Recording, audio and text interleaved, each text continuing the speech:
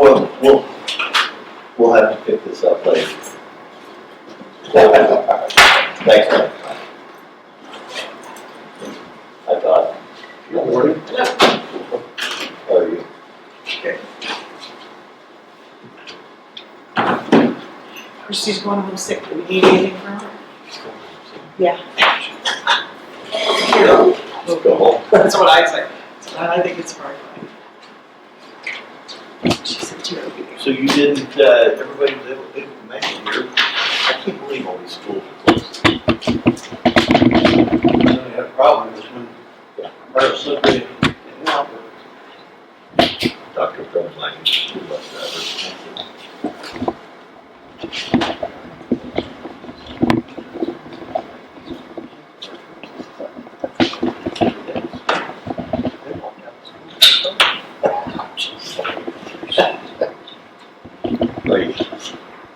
Yeah, I know somebody put out there now, it's kids that walk to school. Where's their parents? How many of them were out sledding this week? This is true too, I saw that. I saw that too, I know. Yeah, there's no good answer.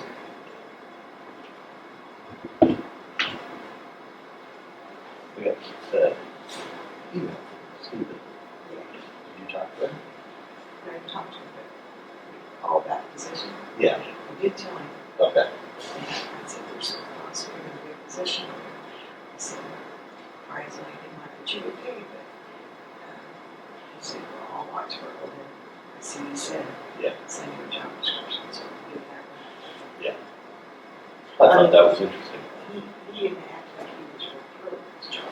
Oh, yeah. Yes, so, It may not be. you know, driving and depending on the pace of the benefits were there. So I know that. I wonder if it's like a subcontractor position. Yeah, I don't know. So, Mark will be here yet? well, as far as I know. Christy didn't say any different. She probably didn't know.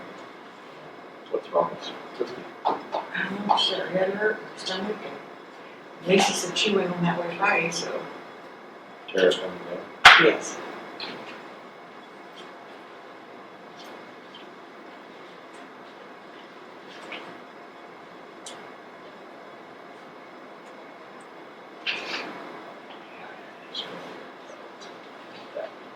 Sunshine, it's not that big a Like I said, sunshine, that's a good thing.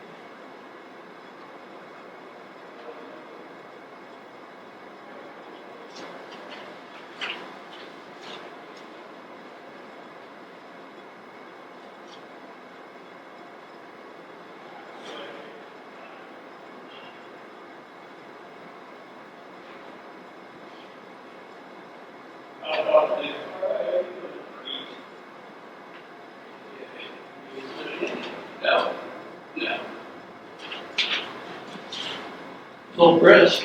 That's not bad. Morning. Morning. How you doing?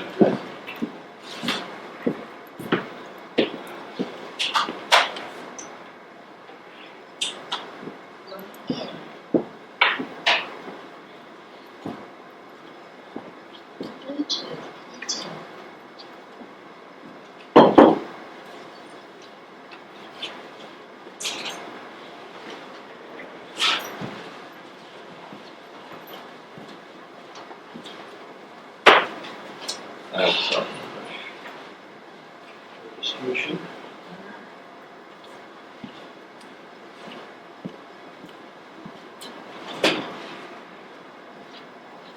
We're going to the county board. Yeah, sorry. Good opportunity to talk to Greg and Francis and all that.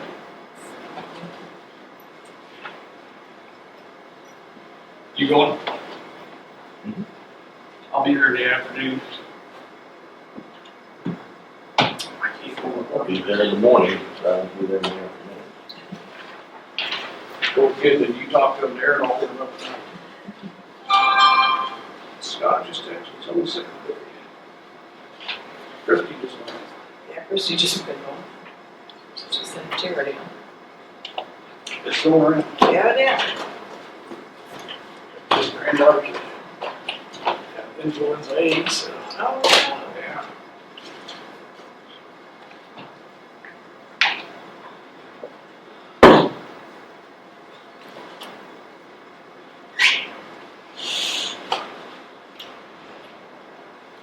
Richard said, you stay home, get fun, stay fun, look home. Weekend, I said, no, it's not 5:30, when the snow was school, they had kids wrestling tournament. oh, yeah, I saw where they still had that, yes. They don't do it. Oh, is that why? Because I So, yeah, we were up standing out up here, cleaning, we got old school, and we were out there by 10:30, wow. so we got everything done.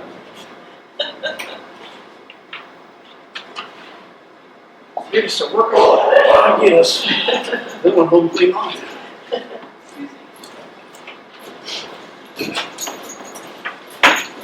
Morning there. Hunter. You don't have any Christmas germs, do you? No, I just chili. Snack.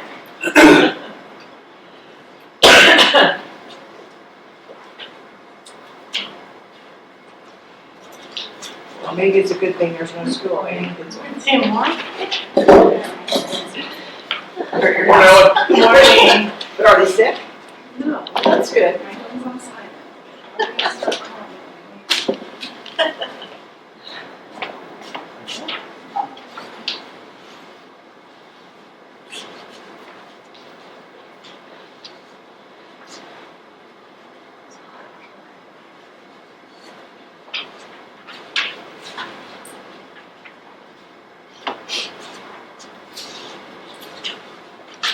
How much snow did you get? How much snow did you get? He was right about it. I know. I'd say it was 5 months. Okay, wow. Wow. Yeah, I was probably more like 4.5. There was like 2 bigger ones, and then like after a shovel, like, so. Yeah, right, and blue spots have more and some have less, or whatever, so. Yeah, Everybody's got it. right, they were very light, fluffy. Yeah, So- so brush away. Yeah, exactly.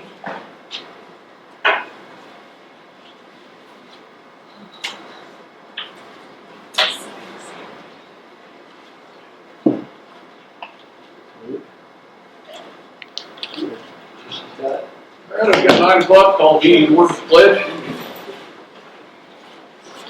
I pledge allegiance to the flag of the United States of America and to the republic for which it stands, one nation, under God, indivisible, with liberty and justice for all. Thank you. All right, I'll entertain a motion to accept the agenda as written. So Rich.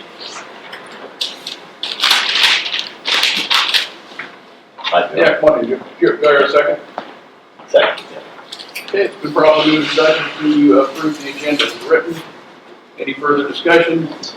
Hearing none, all in favor say aye. Aye. All opposed, same sign, motion carried.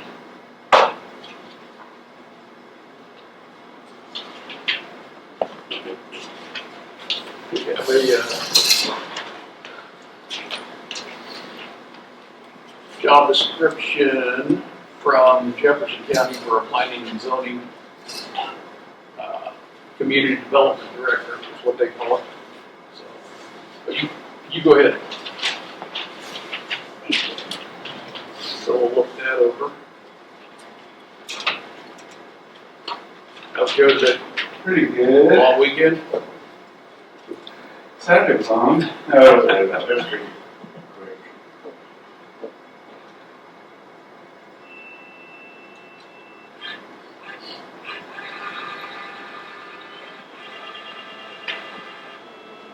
So they have, looks like they have one manager who manages planning and zoning and economic development.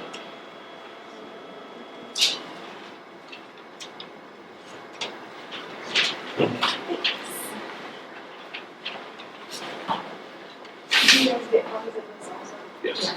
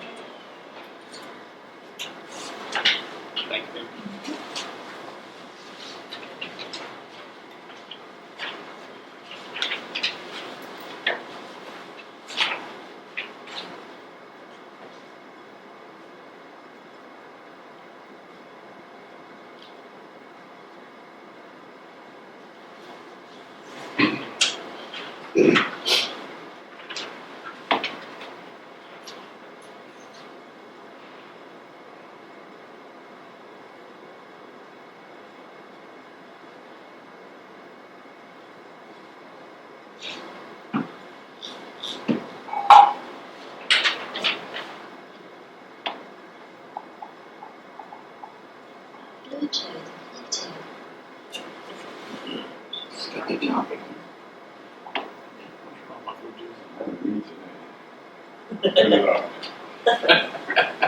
Well, mine's already off, so I'm good.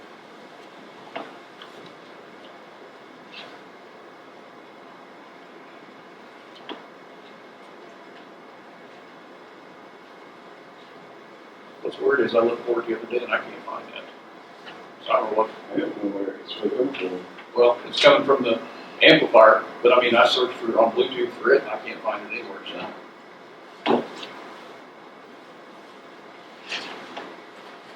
It's the ghost that haunts the There you corners. go.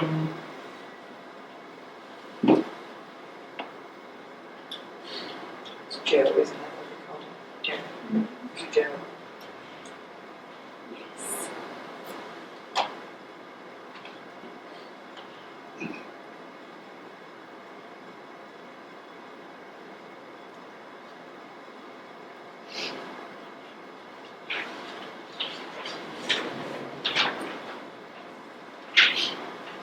Bluetooth disconnected.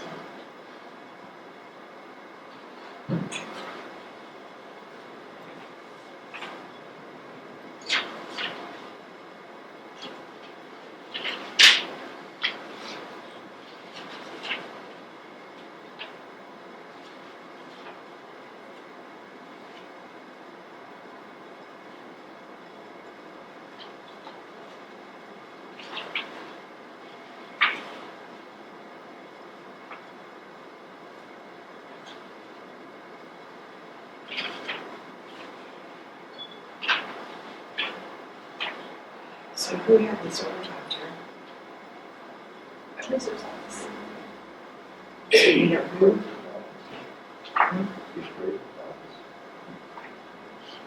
I think there's two. I think there's the market on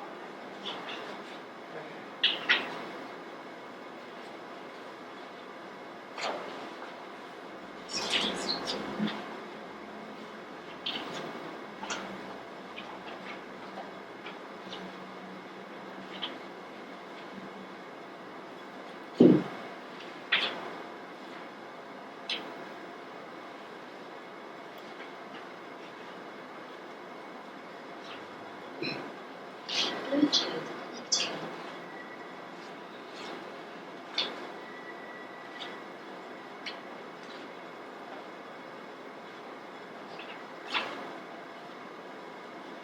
Bluetooth disconnected.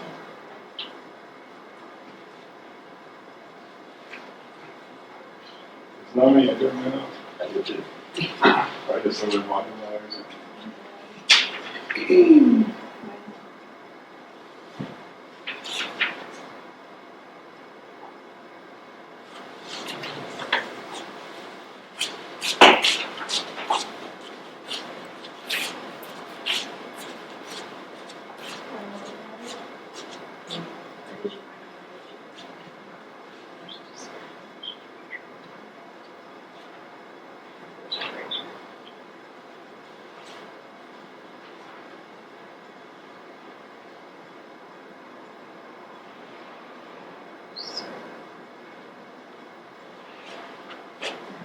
Bluetooth connected.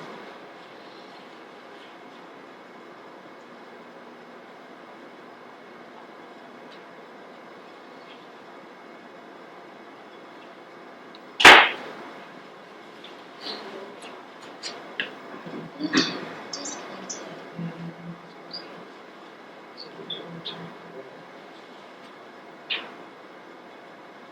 Bluetooth connected. So, Jamie, I think she wants she what? wants to come up with a budget Right, she, overtime. Bluetooth Because it's, disconnected. I suppose it's because I, so. Have to, I think on a regular basis, I don't know.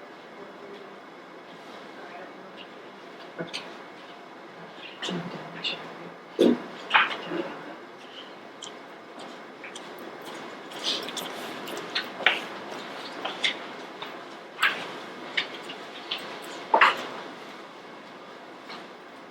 Bluetooth connected.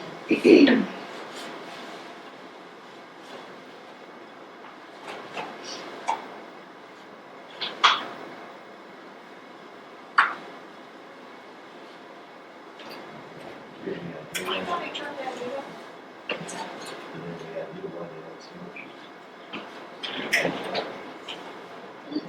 that's Jamie had 8.5, Kate had 4. what? You gonna ask? I suppose it was because there was open meetings, I suppose. But like she said, so they watched the You have budget. access to Christie's email? Okay, I'll send you something, send the other two.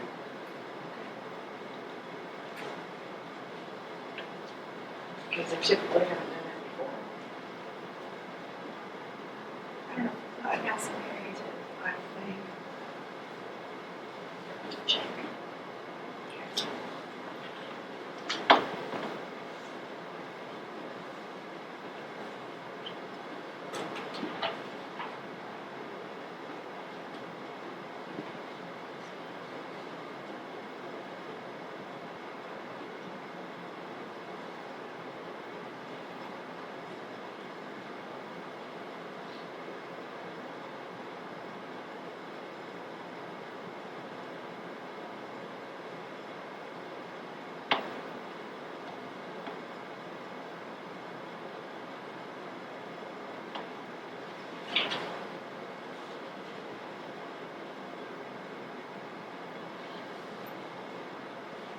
Bluetooth active.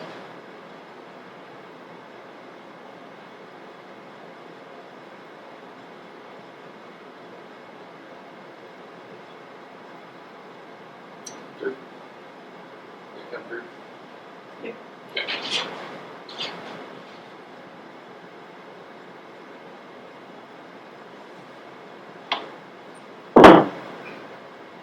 That one, can I have that for a second?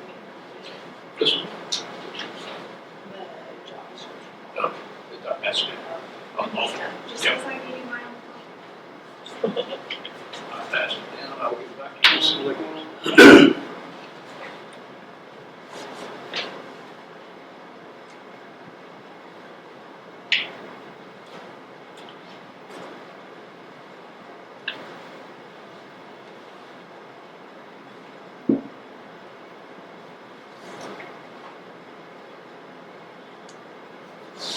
Bluetooth disconnected.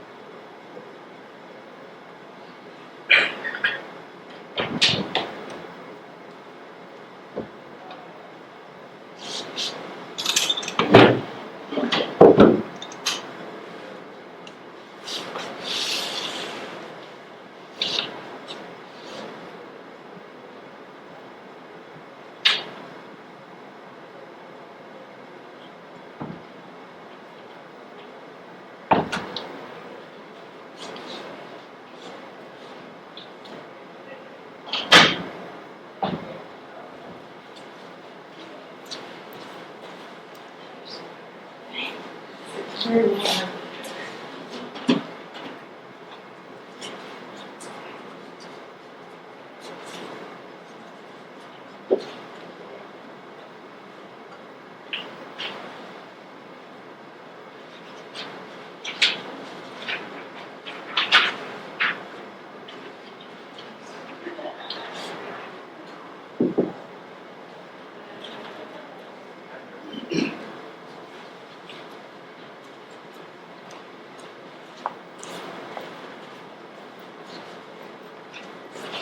All right, 9:15, what you got here?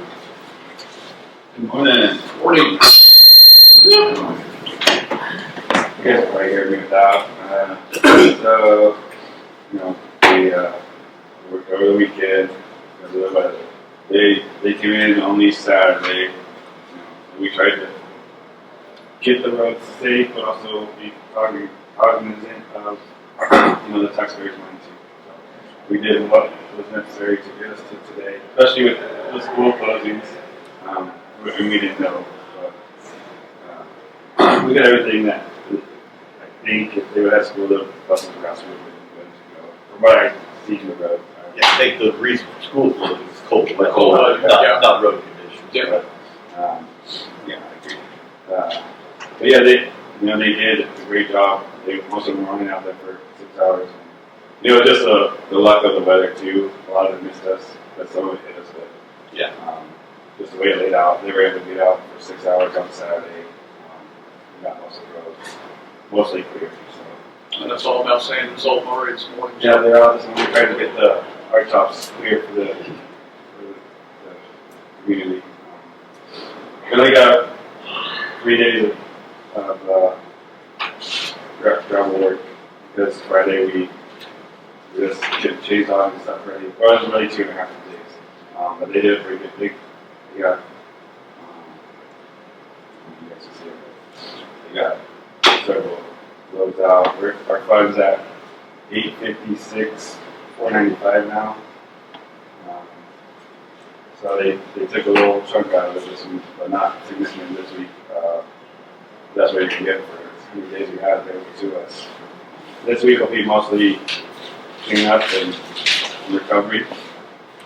It's supposed to get up to 35, I think, Thursday.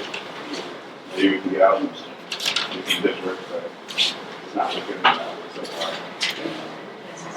That last week he did a washout on P and 286. He did some interest work at 210 and U7. And he pulled dirt from there and took it to another approach at 278 to P3. And then Bryce did. He took the excavator, hydraulic cylinder out to Foley's, and they're putting a hydraulic motor in Shannon's truck. I'm not sure which one his truck is. Did you just have the cylinder rebuilt because it was off? Was it leaking by or? It got bent somehow. I'm not sure. The cylinder itself come in? I just found this out this morning. To get the full story. It doesn't. That map doesn't suspect like valve or anything. Yeah. Just from the natural work. We have our safety meeting tomorrow for our monthly safety meeting. It's just half a day. We'll be out back on the roads. And Pat is helping us with to update our first aid kits, which is supposed to come by soon. Get us up to date, and then they're ready for our inventory. That's just that. And finding a couple random things that got moved out of the trucks for different reasons. And their inventory would be good for us. I think we have it until February 15th, but the girls up front are getting ahead of it, so we're ready ahead of time. So I think that's all. Yeah. Questions or concerns? I can't think of anything. Tomorrow at the safety meeting, on behalf of the commission, thank you guys for getting out there and doing what they did on Saturday. I did see them out there while I was out. They were doing a good job. So just be safe out there and during these crappy weather days, and go on down the road. Yeah, they did. It was my first real one with the county. We did one when we got here. But I thought they did a great job. So, Yep. thanks for saying that. All right. That's all I've got. Got anything? Yeah. All right, thank you very much.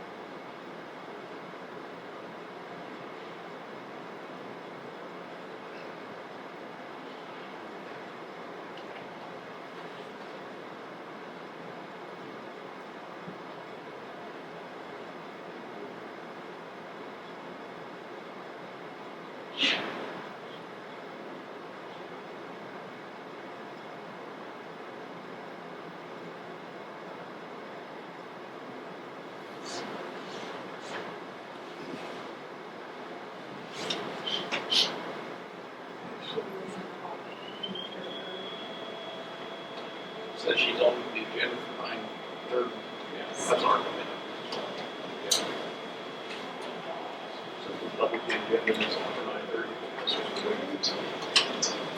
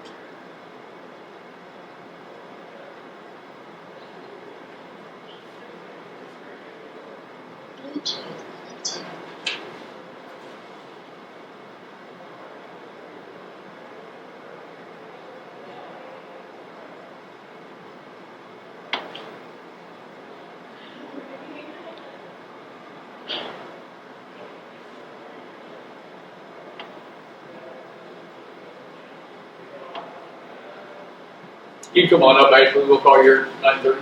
Okay. You can come up, sit down, have a seat. Okay. How are you today? No, I'm toasty. There you go. There you go.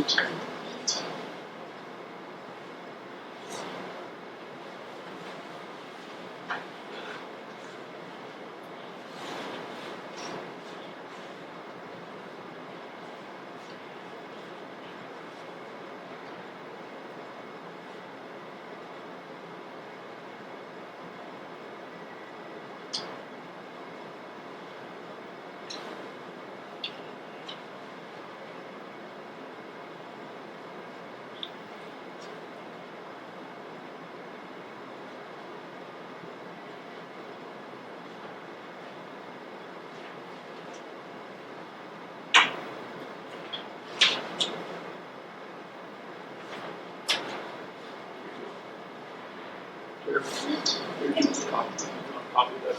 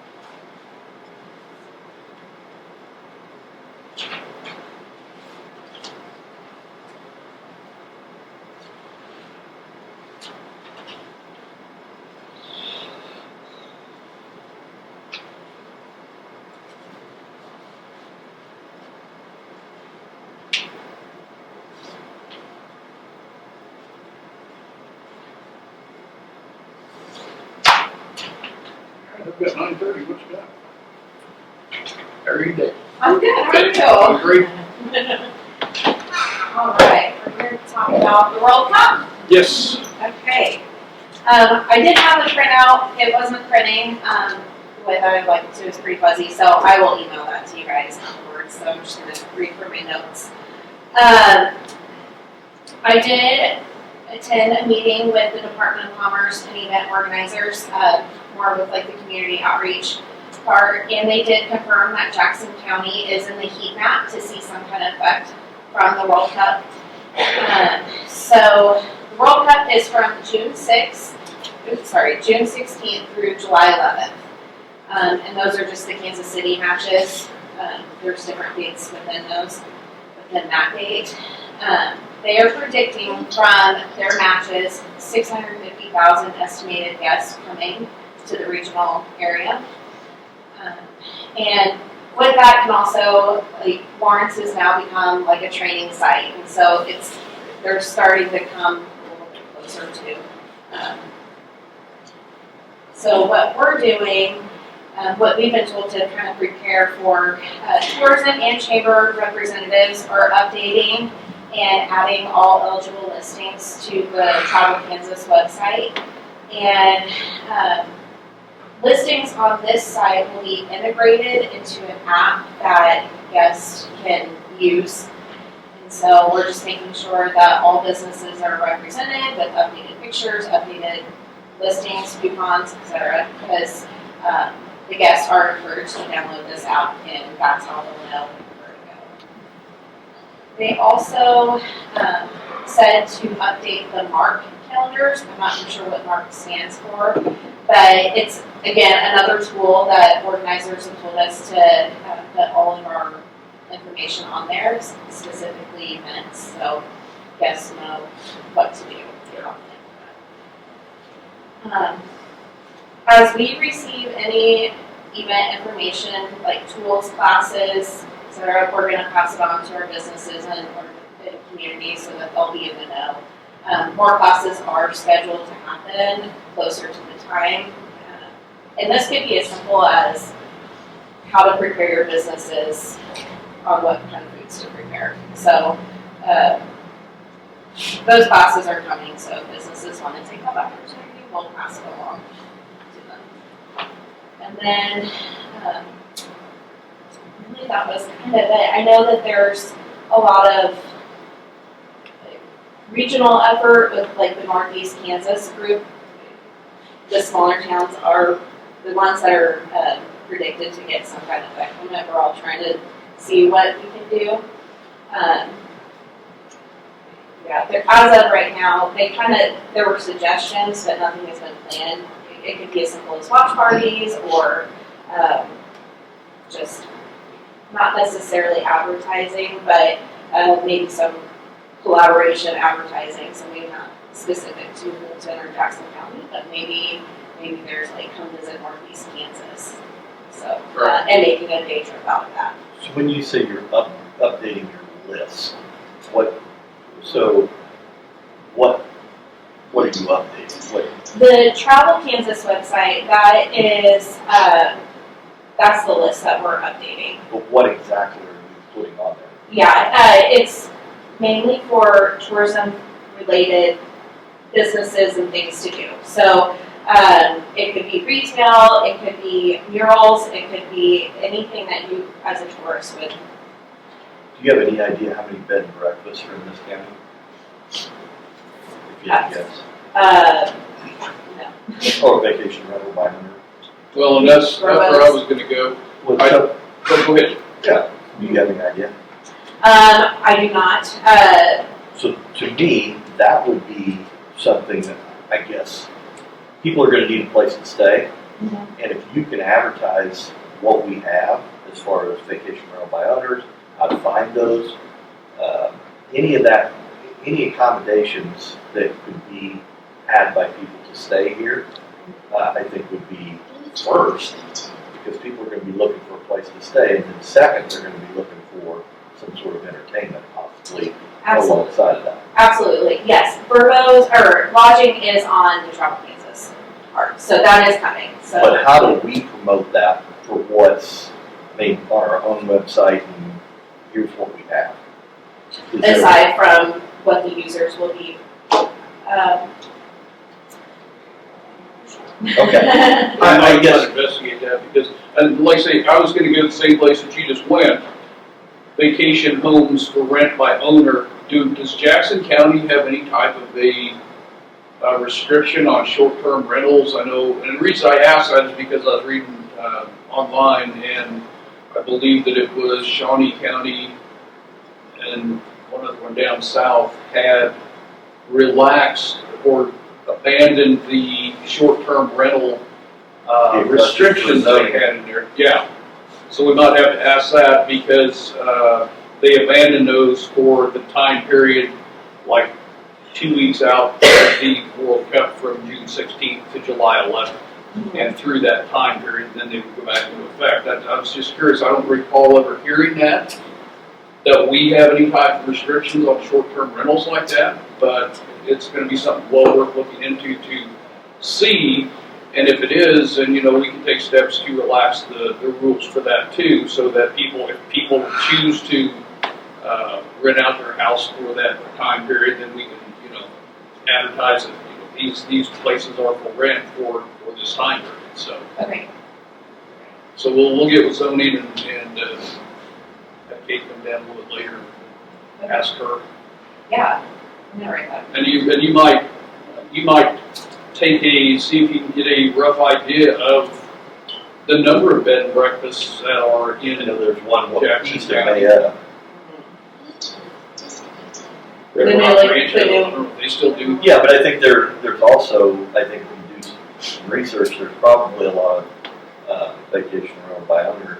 People have bought up little houses and redone them, and they're renting those out. I know it's happening all over the weekend. Yeah.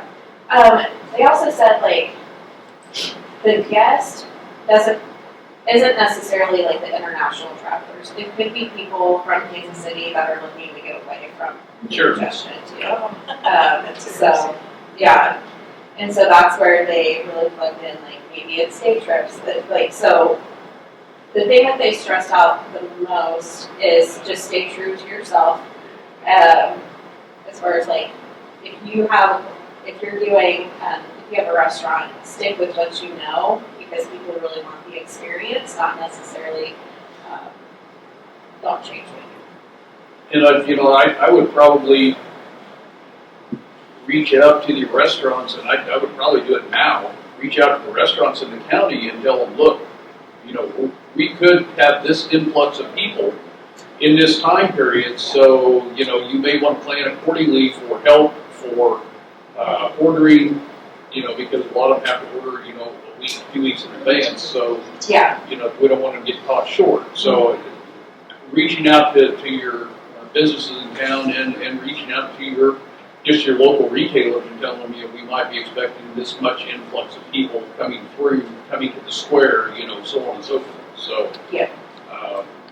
that's my biggest concern right there, is if we're just going to get caught with their pants down. We don't want to do that. I'll put on a good face and a good foot forward, and Absolutely. Yes. put on a good showing for Jackson County. And the trainings that are coming down, that will help with that, and really stress to the businesses, I think, that you need to take or to attend this. All of them are online, it seems like. So I will do that. We'll check into the short-term rental part of it and see what that is, and if we do have any rules on it. Yes, sir. I just took a quick look at the code. There's no use of the term rental or short-term. Okay, so we shouldn't have to worry about that. Well, the regs, county, well, cities have to take over the road. We couldn't do anything, but the way the zoning codes are set up is they treat, mostly they work about rooming houses, which is the people who live there operated and rented out the rooms, not just like a whole house, like a room. So it's kind of the old code way of dealing with that is certain individual uses can have rooming house, like multifamily uses. But there isn't, if you just completely rent out the whole house, I don't think that's something that's contemplated in the zoning codes. Okay. So for if somebody wants to rent out a room and operate as a short-term bed and breakfast, is that going to run afoul of the codes? I think they're running a commercial enterprise at that point. So that's what I say, do we need to try to relax those codes for a time period between there? I think so. I think what I'm remembering of how this thing's set up is that a true, bed and breakfast that runs year long or whatever Right. is, doesn't have to be zone commercial necessarily. At least that's not what I think. So we're talking about one that's not normally set up. It's just a question of whether there's a prohibition against doing it, or what you do if it's violated. If you do it once. Well, that's what I say, so the code would be relaxed between a week before and a week after Yeah. this time period. So let's have that conversation with Kate a little bit later on, and we'll get back to you, Ashley, and let you know what's going on there. But that was a good point. What Todd brought up is that you might want to get with your cities and make sure that what their codes are concerning short-term rentals. If they have a prohibition against it, then they might want to look at relaxing those codes for the time period. Actual Like I say, I'm just trying to get us prepared for this because Absolutely. I had a constituent reach out to me and he was very concerned because we were a hotspot coming in. So we just want to make sure that we're ready. Yes, I would love that too. I will reach out to my contact with the Department of Commerce and confirm what are some of their ideas. We have some places for lodging. How do we get that out to the people that need lodging? Right. And then a couple of those with the cities. And if there is, like you say, people from Kansas City who are just trying to get out of Kansas City, well, we got Banner Lake out here, we got Prairie Lake out here. We're camping, so that might be a way to promote that also. Linda needs some new neighbors. Yeah. So, Yeah, right. Yeah. Yes. All right. Any other questions? I can't think of any, guys. Can you think of anything else? There is, I was passed, and I will send this as an email. There was a Kansas City community playbook that has a lot of great information just about what to expect, like what Kansas City is doing to prepare, and then some of the smaller communities on how they could prepare for some of that. I think more of it's closer to Kansas City, but it doesn't mean that we can't. Sure. All right. So, Sounds good. Thank you very much. Appreciate it. thank you.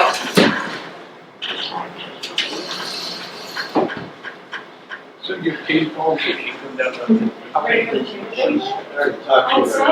About this. Well, no, about the thing. She said she doesn't think about it. It'll be good to hear Brian. Yeah. So You're- what, 10:30? I know, Yeah. right, so. Okay, 10:30, Yeah, 15, something like that. So we'll good, see if she can come down about that. maybe Brian will get sick. Yeah. We're just gonna get 10:15, so 10:30. 10:30 would be great.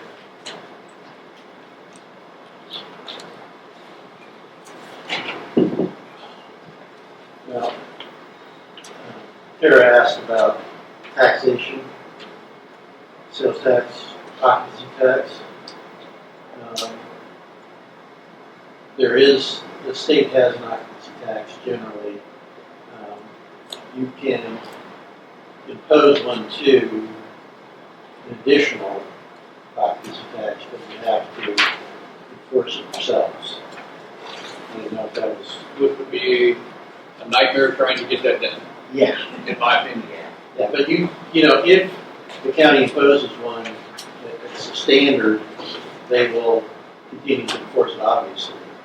The kind of question becomes if the person is on those verbos or whatever. I think the drill is that verbo will say, you need to check to see if you need to do that, but they don't force it. Yeah. Unless they're like a regular, I guess, or something. So, if somebody just gets wild hair, lists their house in the verbo and doesn't pay it, they just may not. Yeah, like I said, I think that would be an enforcement nightmare for us to try to do that. Well, even the state of Kansas may not get it. Yeah. I wonder if they would, if they would, set it aside for short-term rentals during this period. I don't know. I can't see them trying to go after everybody that's gonna rent a room or rent their house. Well, I think it's just gonna be voluntary, if you put it on Pruett and click the box or Yeah. whatever, and say, to be really honest, they're probably gonna do it, and those people who don't, get away from the problem. Yeah. Okay.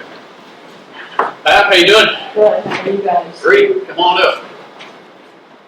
We're rolling right through today. Firefighter, SA, this is the only one I received, so. Is it really? Yes, that's kind of typical though.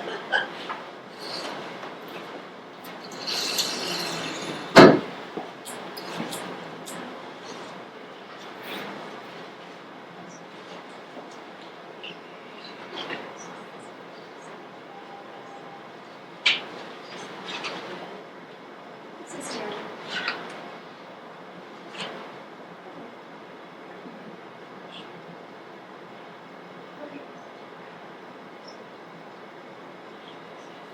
And so you gave the deadline to have them in and stuff?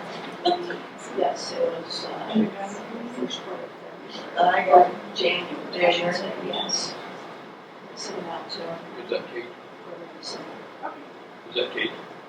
Tell her we're gonna ask about short-term rentals and vacations. So I wonder, instead of, maybe for next year, instead of asking them to give us a firefighter of the year type thing, maybe we change that a little bit. Maybe we just give out some awards to those, or their fire departments acknowledge those individuals who maybe responded to the most calls. Those individuals who, It's a good idea. there's I talked to Chris several, about that too. and this is my Just for the creation. fire department. Yeah, this Yes. isn't my creation. Soldier Township does this, and I saw, some things that they had acknowledged some firefighters for, and so I wondered if just having a dinner, and then each of the fire chiefs acknowledge, hey, John Smith responded to this number of calls this year, and we just want to show our appreciation. That type of thing, and just keep it simple, maybe a couple of things, and each one go through and acknowledge that type of thing. That might be something, because I'm on your board now, maybe we can have that conversation. Yeah, and I think we kind of discussed that with Chris, because I know a lot of fire chiefs don't want to pin down one person, because Correct. they have multiples that do a fantastic job. They do. But we can put that in for next year. That's something we can discuss at the meeting on the 18th, with the awards on the 18th. Okay. Are you good with what Chris wrote up for this nomination? Yeah, I read through it, and I think that, from what the award criteria is, that, yeah, I think that was from what he has written in his nomination, yeah, I think I am. Well, basically, I sent him out an email this morning, letting him know you need to have me a number count for each department that's coming, so I can get the food, but I've got to get a plaque made, which I'm going to take it out. So I'll leave that. Put the name on it, and it's got a fire emblem on it, so hopefully it won't take too long. For the 18th to get done. Okay. And that is Ash Wednesday, so. Yeah, that is we actually need what to it is. Watch your meat, so you do. I don't know. Yeah, I know. I don't know if it matters or not. It's tough on that, and I don't know if you guys have a suggestion. It's just a real quick question. Is Makeda, is it pronounced Makeda? Kate, Makeda. Is she related to Chris? I think it's Guy. He is related to his Yes, son. I think. Don't quote me. Okay. But if you have a suggestion on no meeting, I don't know, a lot of the times people just go ahead and eat meat, I don't know. What about fried chicken? Or chicken, Everybody loves fried chicken. and I don't know, I can probably touch base with boomers, or, I don't know, if I heard that farm truck here at Denison does chicken. I would say, honestly, just do whatever you can do. I mean, Right. it's, And, yeah. Yeah, everybody loves fried chicken, mashed potatoes, gravy, beans. That That would be good. they did. I think they did their summer picnic. Who did it? Yes, It was Denison. Yeah. Did They they did do the fried chicken? chicken? yeah, they did, she did meatballs. Oh, that's right. Yeah. We haven't had fried chicken for a while. Yeah, We'll probably set that up but I would think there'd be somebody locally that does good chicken. Do Do you something. usually have a very good turnout? for that. We used to, prior to COVID, we would probably have commissioners would pay for the meal and it was maybe $300 some. But yes, we've had good turnout for it. It was getting bigger and then COVID happened and Yeah. everything stopped. But I think if next year we just maybe, what Keith was saying, Yeah, that makes sense. Acknowledge longevity in each Yes. department. yes. That's a good That type idea. of thing. Yeah, I think that'd be a good idea. Is that, like I say, I told Chris, I said, it's hard for you guys to pick somebody out on this. And it might hurt others' feelings if they think they did a better job than this person or that person. And I just think if they get acknowledged and call it good, I'll be happy. Well, unfortunately, you're gonna hurt somebody's feelings no matter how you do it. Yes, this is correct. You know, I mean, we're not gonna give out participation awards for everybody, so it's just, that's just kind of the way it's gotta be. I agree. And So, your next meeting is March, the second Tuesday in March, and Not till I March. usually send you an Okay. email. and will that be with the fire chiefs, or is that just, We have got, Scott Baum is one of the fire chiefs, I don't know, it depends on scheduling, people can't make we have four, we do quarterly meetings. And we do them over here in the meeting room. are they still doing the fire chiefs with the sheriff? The The communications? communications meeting, yeah, I think they just had one last week when I had a storm spotter meeting and I didn't get crew to come in like we Are usually they do doing that because once a they were. quarter still? I don't know if they're doing it once a quarter, but they had one last Wednesday, or Okay. Tuesday, one or two. I was just trying to think the best way to communicate to those fire chiefs, maybe it would be for each of us to go to our respective fire board meetings and just say, hey, for 2027's appreciation dinner, these will be the criteria, and if you want to be thinking about that, and just communicate it with them. That way nobody gets left out, we don't miss a fire department. So I have Mayetta, Hoyt, and Delia. That's good from there. And some of the fire departments don't send anybody because They choose not to. they choose not to, and that's Yeah. fine. So, Yeah. well, if you're good with this one, then I will get the name. And I'll put some on the flag first for this year, and then we'll change it next year. all right, sounds good. And then, so in these events this event that we're going to have, how do you see it? Are you emceeing it? Is Mark emceeing it? The past ones we've done, we had a commissioner stand up with a flag, and sometimes there were two flags given out. Sure.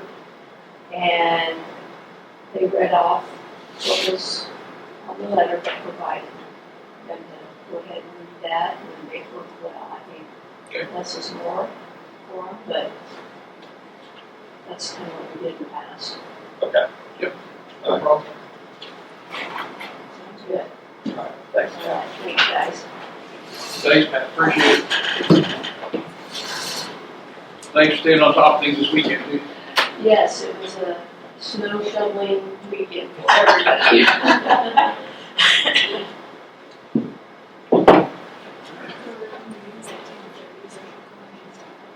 She's coming this down.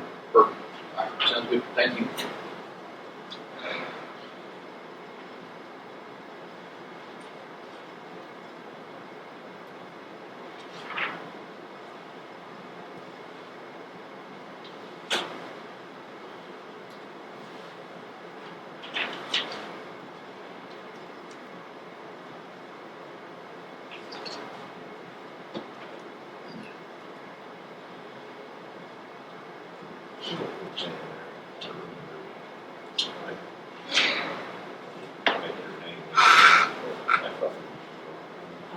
Okay, doesn't matter. I'll find it.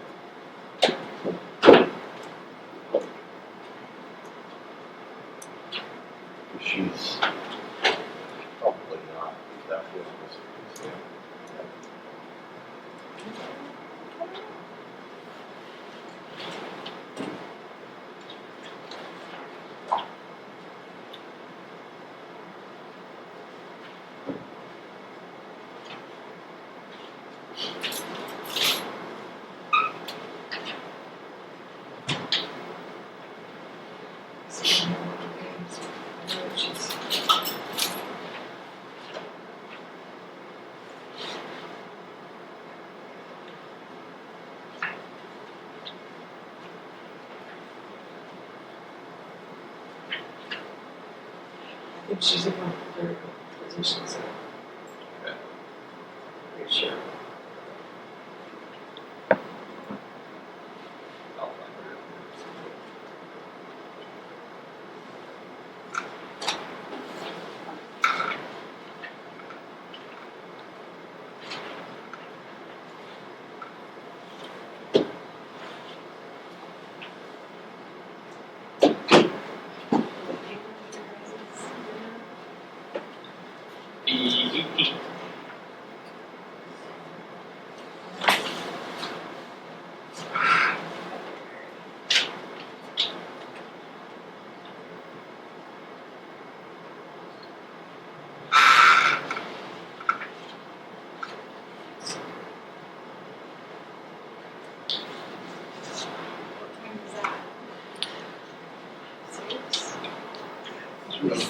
Time set. Did we set a time?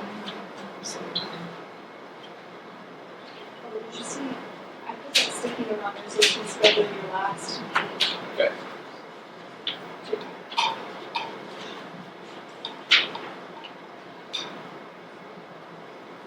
Yeah, I don't think we actually set a time. Firefighters. Yeah. I mean, I think that'd be a package. Yeah, I need to see what Pat We said. could buzz. I don't recall or ever discussing it on it, so. 6 o'clock. Just set a time. Touch base with her, make sure that works for her. So we got a few minutes here before Jerica gets down here. We still have Douglas, Cedar, Lincoln, and Washington townships to do. Do you want to do the same thing we did and do it on the 3rd, which is a holiday, so we just did it on that Tuesday night?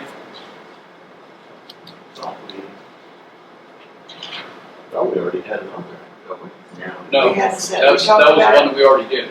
No, we had, for February, I think the last Monday was the 23rd. We talked about last week, on the 23rd. I'm not available on the 23rd. Yeah, that's department head meeting. Yeah, that's department head meeting. I don't think we discussed the last 4. We mentioned it, but we never set a time or date. No. I think we said, let's get this one out of the way and try. Come on up, Eric. I don't recall us talking about that. How are you? I'm good, how are you? Great. Department head meetings up there. I have that on the agenda upstairs. Yeah, I don't recall us ever discussing a, Thank you. We said last week we should, but we never said it.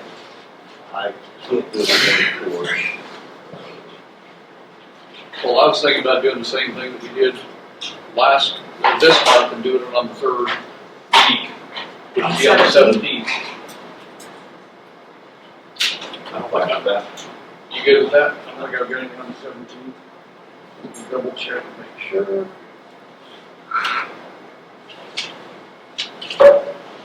I've got nothing on the 17th. Does that sound good to everybody? Okay.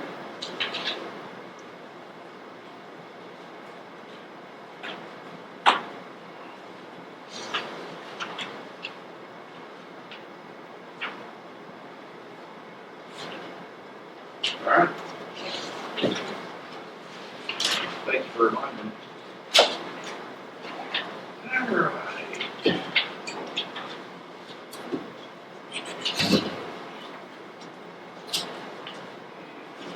This.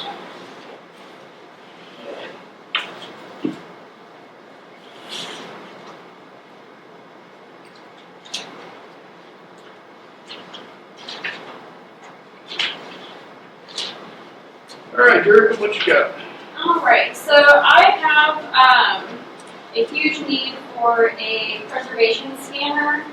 We have thousands of the old school records in my office that are very brittle and falling apart, and the scanners that we have are more roller feed type, so they will destroy the records if we try to scan them through.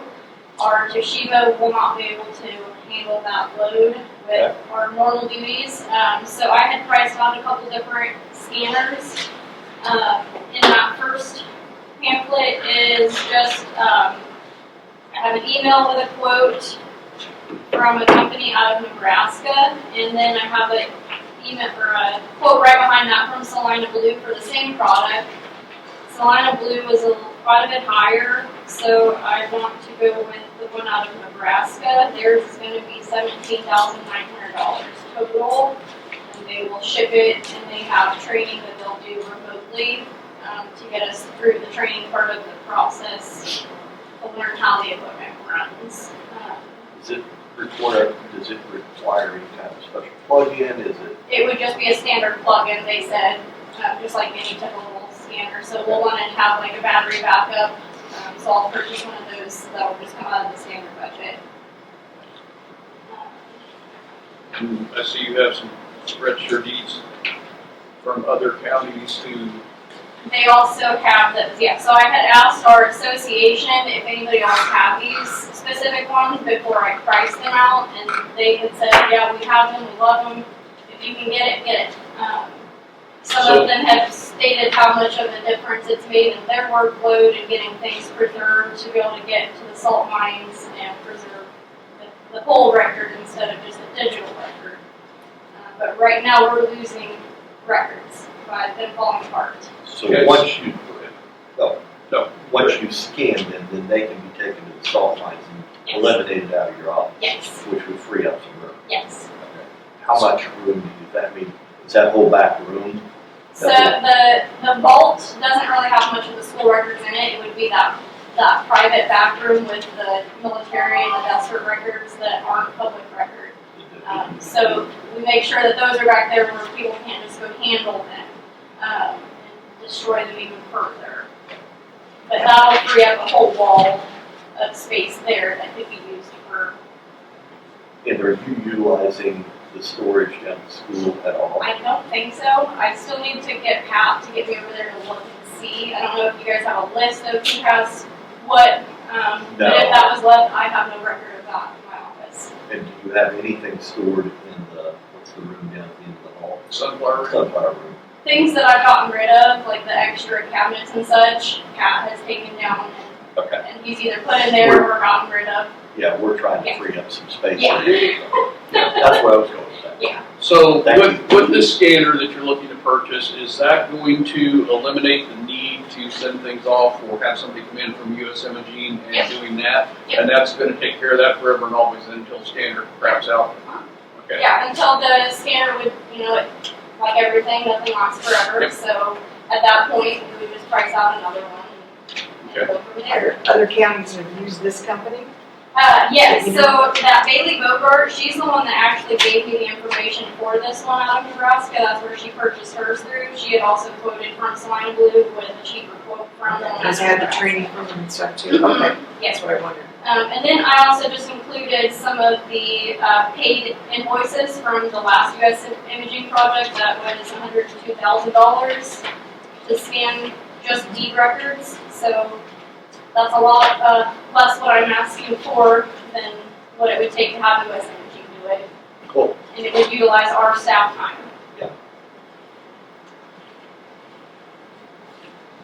And this would be paid throughout your capital This outlay? would come out of capital outlay, and I do have the funds there to cover it and another cushion. I'd move to go with the $17,900 from. What's the name of I think it fell on the second page. Large document solutions. it? Large documents. I'll second it.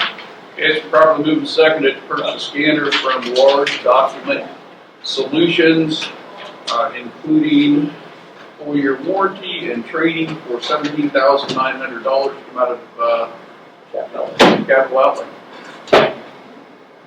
Any further discussion?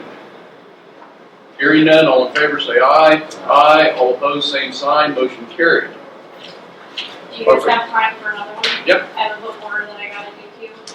They sent me the quotes, I worked on it over the weekend and put it together, but it would be the second pamphlet I handed with that first one. Oh. I have 13 index books that will finish up our index book order. These are all books that we have to have in order to do the job. These books should last about 40 to 50 years with the initial purchase, so we wouldn't need to purchase them again until then. The reason I'm needing to buy these now is the books are getting so full that we're running out of spots to put things. So it's time to get the new ones in, and that would come out of bookbinding, which I have the full funds to cover that there. The only thing that I don't know yet is what the shipping is going to be, so I haven't included that. I'm just waiting on Navarrette's to give me that price. But that total, without the shipping, is $9,830.95 to cover the 13 books and all of the paper that goes in it. Okay.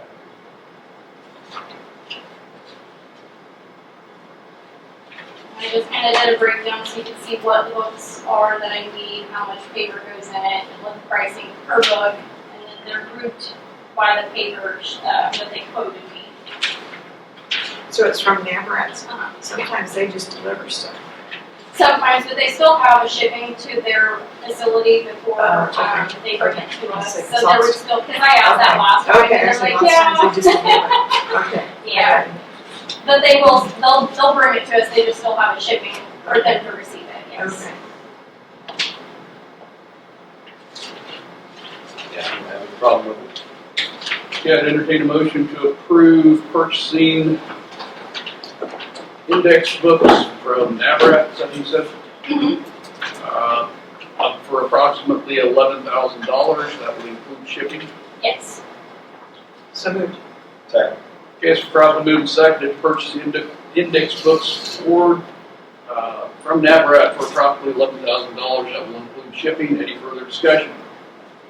Hearing none, all in favor say aye. Aye. All opposed, same sign, motion carried.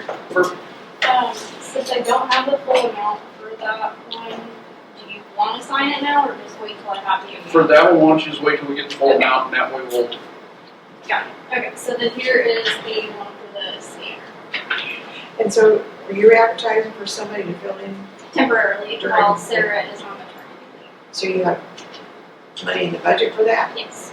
Yeah, because she doesn't have, she's taking FMLA, so she'll be taking short-term disability. Oh, So it won't be coming out of our office budget. very cool. Do you have any prospects? Not yet. I just finished listing it last week, so I had a bunch of people reach out, so we should be getting some in. Hopefully we'll have somebody that will have some kind of background that would be beneficial. So when do you expect that money to start? That would be probably mid-February. Sarah, she's probably gonna have her baby sooner than we anticipated, so we're itching to make sure we have the coverage to Yeah. get our workload done. just tell Callie to work harder. Tell her you said that. Yeah, you still right. Thank you guys, have a good day. You can have this, you can just have this. Okay. No, you're good, thank you. Do you want this, or is that for me too? Did you get one? No. You never. I'll just have to have maybe a copy of what I need to say.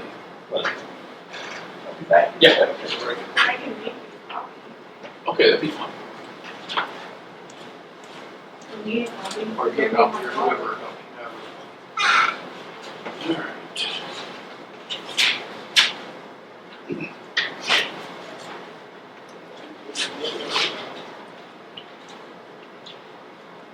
Is this you?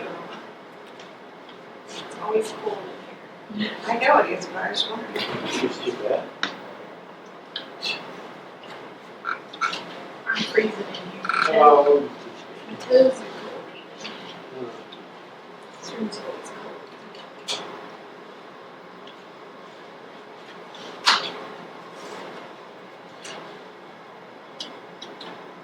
reading through my notes, reading through the notes from last week, did Kate approve the changes back from what they, from what we discussed it here?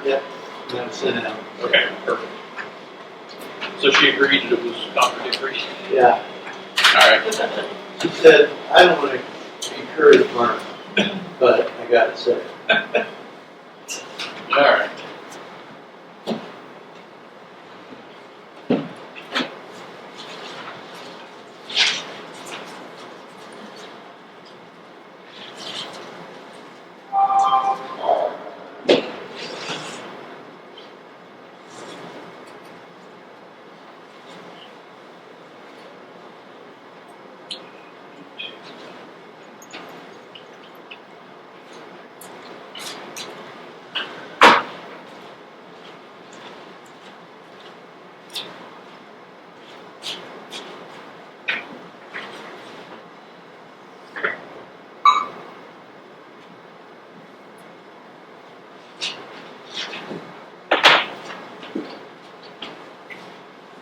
Isn't there a graded map up here showing the areas that who's in? Did we have that? Yeah, let me look. I don't think I've ever seen, I don't think I've had one, but I was curious from our meeting last week, Was that one area? two areas. With Straight Creek and Cedar. What's that? Okay.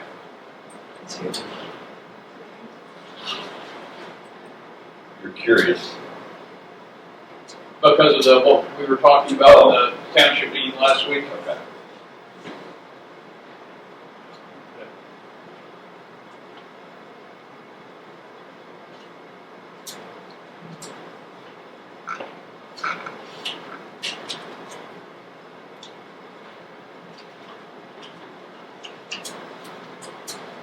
So is Brett head of the state department of Records? Or is he just a worker? No, just a order. Just a- Yeah.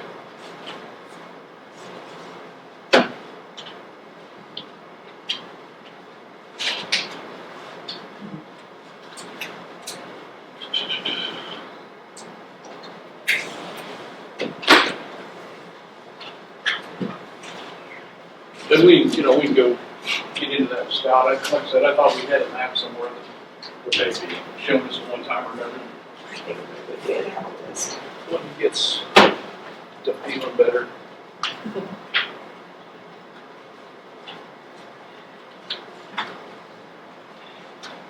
I might just send him an email so he's got a heads up on these questions that we've got so that, Here, is this what you want?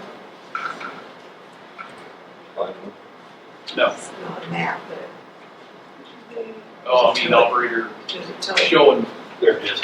in 3 and 4 and 5 and 6, unless we have, I could, Here.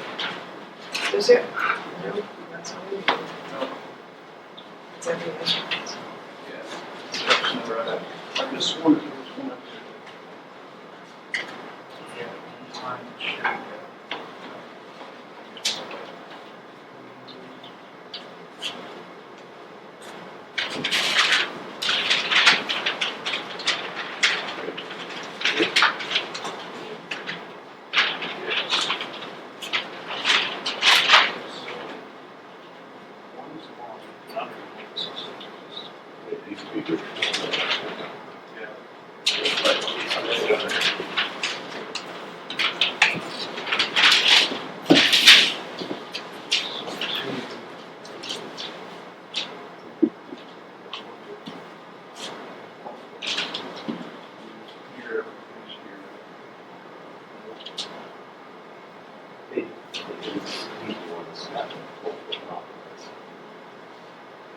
That's one that they brought up, so they, how would that was. Alright. There's something. Okay.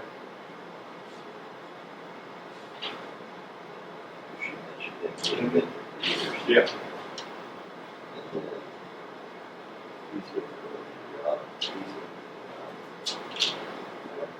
That's Jerry Gay, Uh, that's Jerry Gay in the bottom corner. yeah, here, Yep, and then Galen's above him. he's not, it's not the same guy that's written in here. That's Jerry Gay, and then Jerry. Galen's above him, and Yep. then Vaughn's above him, and then Landon's next. And then the top corner is Lonnie Morgan. Yeah. The yellow We need to get is, this to Tara to update it. the yellow is Brandon Conley, the red is Ethan.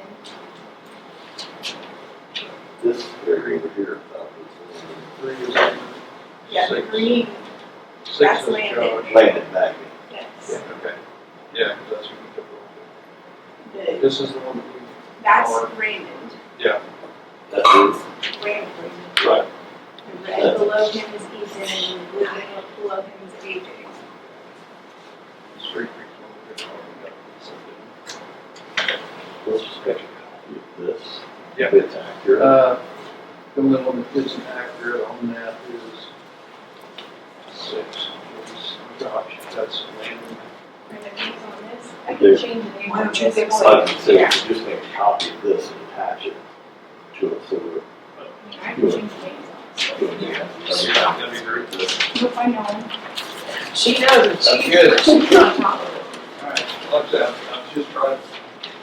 AJ's the one that, he's new. Yeah. He's doing much better. I got a minute. You did. Alright, I've been into your time. Oh, my goodness. I'll write marker. Okay, When's the meeting gonna be down? 10:30, No, she has a meeting at 10:30. or 10:30, should be after that.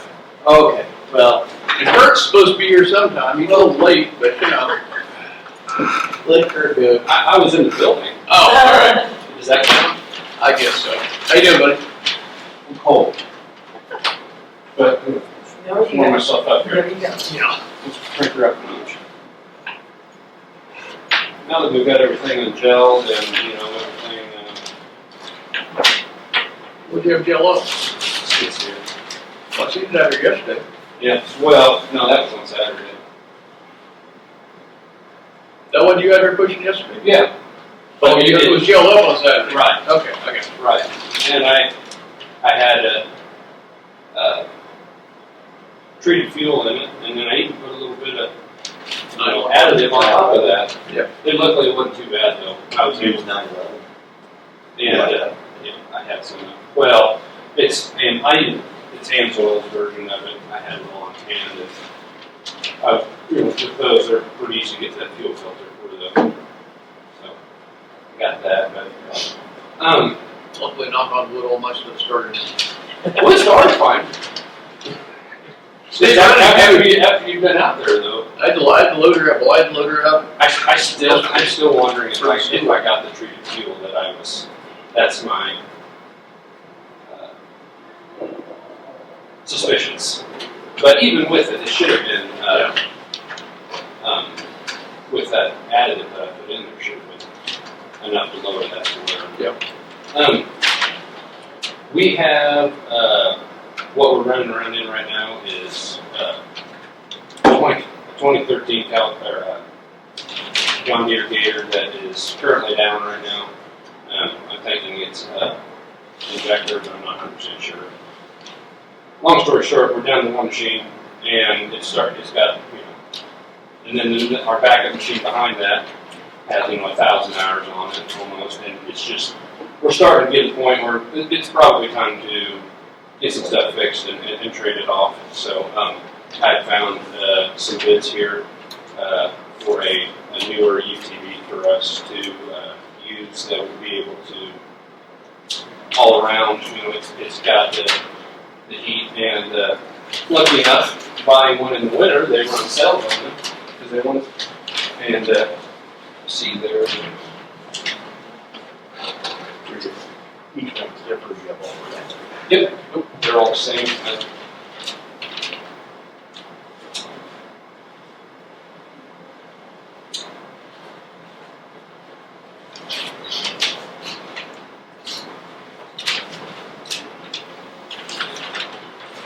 I was pleasantly surprised with that number, and with, if you read the fine print below, the winning bid, that, I've seen several of them running the snowplow offer. yeah.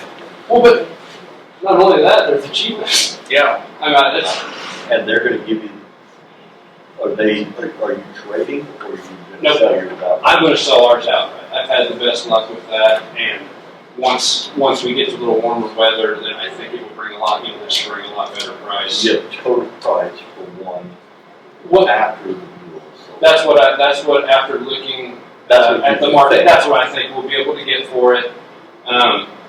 Low end, I think 5. So, but from other ones that have been sold around, you can look at, and talking to the dealership, I asked them what they thought it was worth privately, and they said 5 to 6. So But if I were to sell it, is the snow blade electrical, hydraulic, or is it it's a winch, that comes up. But my thoughts were, so I came in here and plowed yesterday, and I think it would work real slick on the sidewalks in here and stuff like that too. So it's something we could bring in, just drop off and let Pat. do you go down, you leave it with Pat? Yeah, like first, and then things like that. Just like yesterday, we got that nice plow, like I told you. I came in and I was able to plow this, and then I went down and did the senior citizen center too. While we were in here, I thought, save the boys time, that way they could work on county roads this morning, and then everything. Then it's what's amazing is it's melted quite a bit. Oh, yeah. Since just getting yesterday, and getting that snow off Getting there. just a little bit off to get some down to some concrete or some asphalt, yeah. So yeah, that snow plow for that skid steer has been a wonderful investment for when we get for time, and I've been very impressed with that. How does it, it's just like box blade, right? I mean, For my skid steer, yeah. it can be. I saw you with it yesterday and So- you're doing It's got, so what it's called is a 6x4. Mhm. So you've got a 6-foot straight blade with 2-foot wings on each side. So what you saw me when which side was I pushing on? Now you were pushing over here when I was coming up from the district office in ours. Right. And so over here I was just using it as a pusher. Yeah. But then wings forward, that way you're just like a box blade. Yeah. But then once I got over here and did this, I made it into I had one wing in, so that way I pushed it all to one side. Right. And then once I got it into one side, then I made it into a pusher again, and then brought it all around and piled it down. So can you angle the blade too? Yep. Besides bringing your wings in? You can angle Like it. bringing your wings in? Like you can angle it with it being like say you're like this pushing Right. forward, you can actually angle it with the wings too. Oh, okay. Which is nice. So as you're getting down to the end, like say I'm putting a tile right here on this end, I can go, and then as it goes in, I can angle that blade and then push it, Yeah. up in there. Okay. Without really smooth with being able to do that. And then if you do hit something, instead like my old blade that I had, the whole entire blade trips down. Yeah. With this one, if you hit something, it's just the cutting edge is spring loaded, so it just folds back underneath. How did it do on gravel? Is it, Good. So I've got shoes, and it's got. it does have shoes on it. Yep. So what I do is I've got it set pretty well to where I know my depth of gravel, and then you take those washers out, you can pull it up when you're going in here, and it sits right down on the ground. And very Cool. I'd hate to see what let that thing push if you put it on like a bigger machine. Yeah, I mean mine handles it just fine at 70, but if you got 100 horse, Bobcat, if you want to go down there. Where is that one made by, Jenkins Iron Steel. they made the second one. And I've had awful good luck with their stuff, and I don't know how they can. When you compare them with other implement makers on the market, like the amount of steel, like what the actual implement itself weighs, compared to Bobcat makes a lot of their own cat, Vernig, Quick Attack. I mean, they have just as much or more amount of iron in there, but a lot of times, like that plow that I bought a year ago. It was $6,900 for that plow, and everyone else was like 10 to 11 grand for the same thing. It's like, Yeah, it's just like their soil conditioner is $7,800, but to go to anybody else, they're 14,000. like I said, yeah. But I have not had a bad experience with them yet. So, and I've had 3 of their implements. I would agree. So what brand is this? This is a CF Moto U10. CF Yeah, U10 Highland. So were you looking at this already, or did you have one? I have one already, and it's got, so they quit making that model with just heat. Mhm.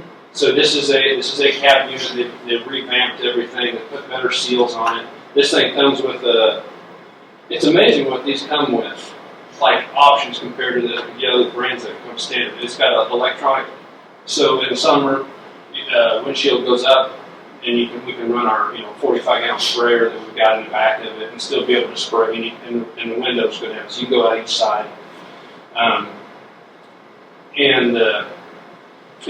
What a nice thing about it is it has a 1,000-pound actuator in the bed, so electronic bed tilt. Like John Deere's been doing for a long time, but people are starting to catch up on that. That hey, this isn't an extremely expensive thing to do, and it makes it really nice for when we go around and we'll scoop out fire pits into the bed if we have the skid steer busy, and being able it's a lot of weight to get up, trying with just the Oh yeah, so it's a lot of things. It's very good bang for your buck. And then I'll talk to them. With our other one, I was able to get them to put a 3-year extended warranty on top of that for a it was less than $1,000 extra. But as of right now, I guess what I'm getting at is for the approval of 24,752. So moved. Second. It's been properly moved and seconded to buy a 2026 U10 Pro Highland CF Moto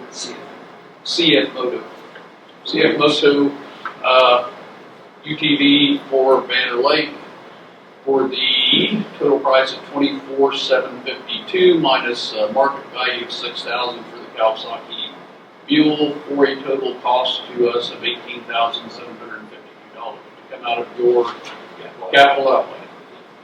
Any further discussion? Hearing none, all in favor say aye. Aye. All opposed, same sign. Motion carried. And I did get a hold of, and this is something I've been working on since we got the building opened. We're getting real close to getting our money back for our HVAC? Yes, for our HVAC. Yeah, well, the way it worked out with the tax filing system, and we talked about that, so that'll be huge to get that back. And then, and man, our bills on that thing have been incredible. Very low. Good. Good. Yeah, I guess probably not the right attitude. They've been low. I've been surprised. Been very efficient. I've been very good. Very happy. You do have this on the list for the firefighters. Yes. I don't remember when it is, but I have. Just double checking. Yeah, and I also just allowed the firefighters to use it for training for the last 3 days too. So that it's been. I've looked at it. So we rented that thing 26 times last year, and I think we're up to 12 or 15 before even June. You know what might be kind of interesting is just to put together a quick data sheet on 2025 and how much your revenue changes. $3,700 is what we rocketed off of the bill. Okay. After expenses. Yeah. So I thought that too, so that's why I ran it. I took the. Because it just got ready, it started. Well, we had it most of the year. Because we remember we had a breakfast. That's right, yes. And it was cold. Yeah. It was cold, that's right, yep, because I had just came on board, that's right. Stupid cold. It was very cold. So this is what we're looking at, the CF Moto. No, that's the base one. Okay. That's what we had. This is for, it's got to say hi. Yeah, CF Motos.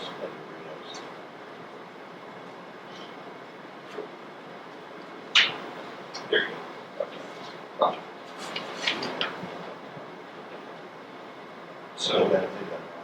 So they've been around since the 80s, but they make all their engines for like KTM. And then they started making their own product. Yeah. And that's what you're getting. Yes, that is the exact machine right there. Run down the road, how fast? Faster than Oh, it'll go 70. That's what the Oh guy my God. says. But, Yeah. comes nicely equipped. Oh yeah, it's got heat, air, and plow for going around and getting the Brakes, all Brakes. disc brakes Yep. and Yep. good quality. And like I said, it's been they're newer to the heat and air side of things with that, but Sure. done a lot of research to go from this one up to a Can-Am or a EPS 3540. Yeah. That's what I figured, you could John Deere. Yeah, well, we get a pretty good price on John Deere, surprisingly enough. The John Deere was still in the county, I think it was right at 30. Well, I mean, Yeah. I'm comparing, Yeah. But comparatively, we've had pretty decent luck with ours. There's been some quirks learning how to, but they've revamped this actually. Yeah. It comes with a radio. It's got a touch screen deal on. I mean, more than you need, but for the price, yeah, I'll bring it in and we'll take it back. Yeah. Very cool, thanks. Yeah, appreciate it.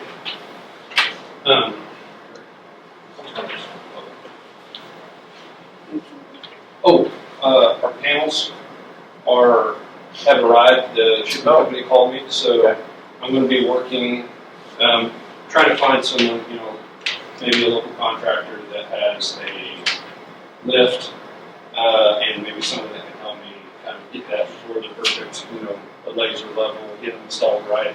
And I think I can get it done here locally pretty reasonable for some help with it.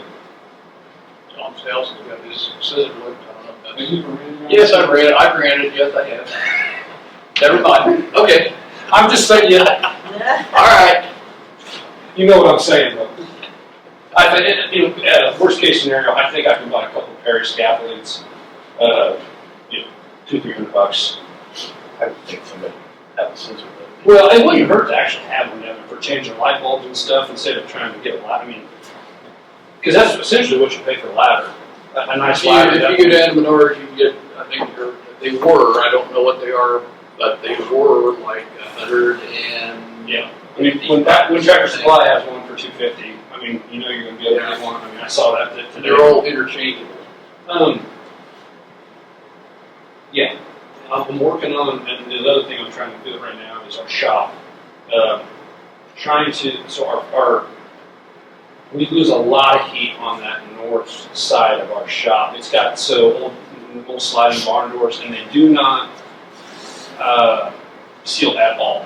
And so basically, when I think John was the director that insulated that shop, but it didn't do the whole shop. They just did half of it, and then they just hung up a concrete curtain as a insulating between the north and south. Insulated first time. It's spray foam. Oh, we did, okay.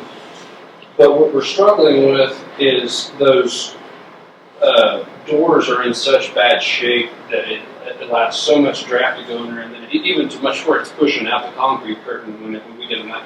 So therefore our furnace runs constantly. So can you just seal up those doors? That's what I'm together and that or my and other spray foam option. the whole thing.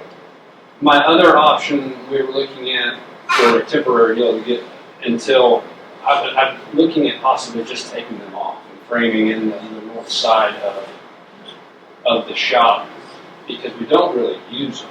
Right.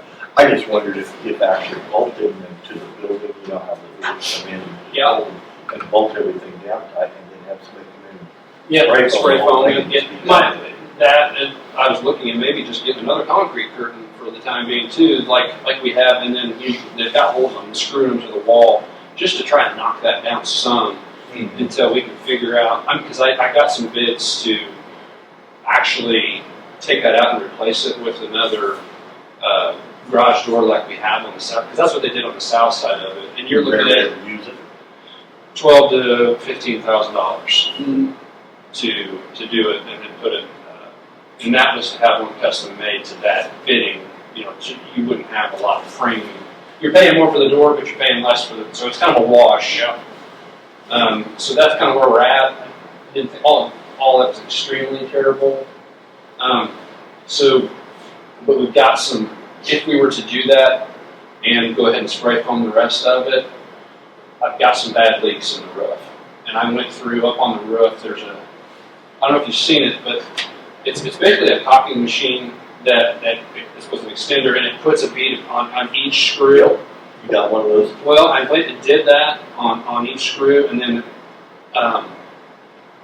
this was back in the day when that thing is, I don't know if you know the history behind that building, but it was actually Bradley's building that was on the west end of the lake, that they picked it up and moved it across and set that thing down. So I just think over the years of that, them nails popped out, and I put a lot of them down, but when I was up there, but a lot of them didn't set. So They made a steel cap actually. right. You put that, and that's. But it needs some, before I would go to the work of spray. I mean, it needs some work. I mean, I've got. Or just has to make them in and seal the roof. I think that's what we did down The top side of it, there. or Yeah, the top side. what kind of product do they use that lasts on the top? You'd have to talk to Scott. We had a company come in and do hospital patio replace all those roofs were leaking, and they came in with a product and I believe sprayed the whole thing. So It's a rubberized thing. I just would think that it would heat and on top of that roof with that.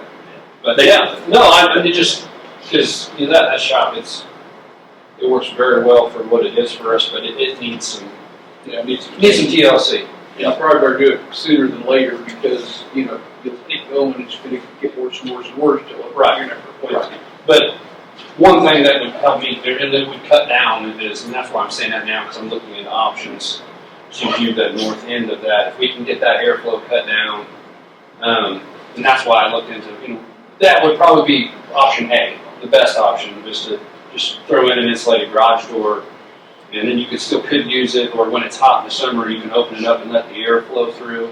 Yep. I don't know, thoughts? I mean, that's. Yeah, I mean, I think that's, like I said, the decision you need. Yeah, that's basically you're going to have to. well, I get that. I'm looking at options. I'm just I looking can see at I can see the use of in the summertime opening it up because those buildings get a little warm and stuff if you don't have the airflow. Right. But my problem, I was able to get one bid, but trying to get another one was getting people that do that particular thing. We're very busy at the time because I reached out to Chris and I reached out to With the do Schultz. spray foam? No, the garage door. Oh, I was actually able to get a bid out of Mark Ashlee to come in. there's a guy down southern, northern County County, Mike Payne. Yeah, he did my garage doors. Yeah. But is he still doing it? 'Cause the last time Oh, yeah. He But did- most of those guys, they want to come in And put the garage. and just put the garage door. They don't want to, everything's got to be ready for them. Yeah, it's gotta be framed out. Right. So that's why I talked to Mark, guessing he's done that, and Yeah, just another option. yeah, He did some. and That's we're trying to get the guys out to finish off the south side of the new building too. I'm hoping to get that done this summer, for the next 6 months. I talked about adding the outdoor gazebo, seating area. Worked with the Friends of Banner Creek group. I think we've got, I'd say, 89% of it funded that way.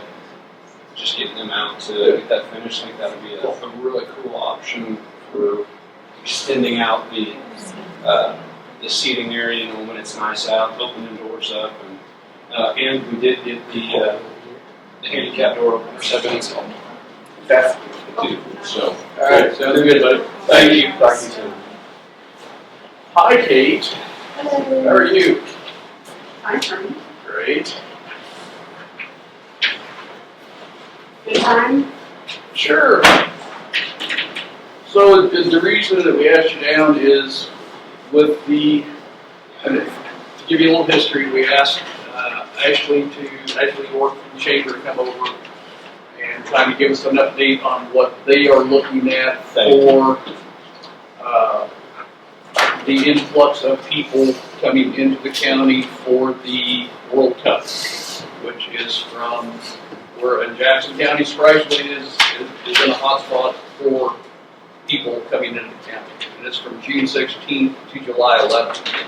And the question that we had for you is there anything in our regs for the county that would prohibit somebody from using their facility, their house, whatever, for a short-term rental?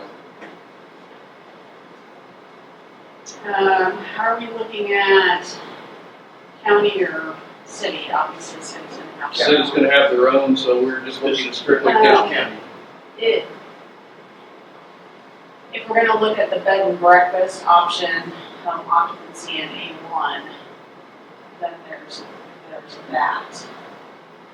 Okay, so I guess what we were looking at is, would it be possible, and I know Shawnee County just did it, and there was one other county down south, I can't remember which one that did it, that they relaxed their rules, they abandoned the short-term rental rules from like a week before these dates to a week after these dates. Is there do you see any problem with doing something like that if we need to do? See, I think the first question is whether it's prohibited, just directly in the language of the zoning code. I didn't see it anywhere that just said, you have a residential house, you cannot rent it out completely. I think you could read into some of the rooming house regulations that they can't operate day to day as a rooming house, maybe in some zones, but. So I would think it would fall more into the bed and breakfast. Yeah, but that would, the problem I have is if you actually are a bed and breakfast or established, right? I'm thinking what we're talking more about people who don't have a bed and breakfast, and they just say, okay, for June and July, I'm going to do bed and breakfast. Or I'm gonna rent a room out, or I'm gonna rent my house out, and I'm gonna go elsewhere, I'm gonna live in my camper out in the lake, something like that, so. So there aren't any regulations against renting out your house. Okay. So I don't think I just think we're not, we've been enforcing it too. So if you guys said, we're not, whatever we got, we're not enforcing. That's one. And number two is I just don't think there's anything explicit that would say you can't do that. And that's what I want to make sure of, that, if somebody does want to rent out a room or rent out their house or rent their house out as a bed and breakfast for during this time period, that they would be able to. Well, I think if you rent your house completely and you aren't there, it's absolutely a problem. I think the problem probably is that if you just rent a room, arguably you're operating a rooming house, which some zones allow and some don't.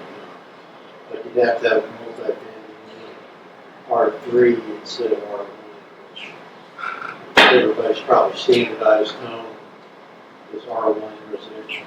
So then we would have to relax that rule during this time period, correct?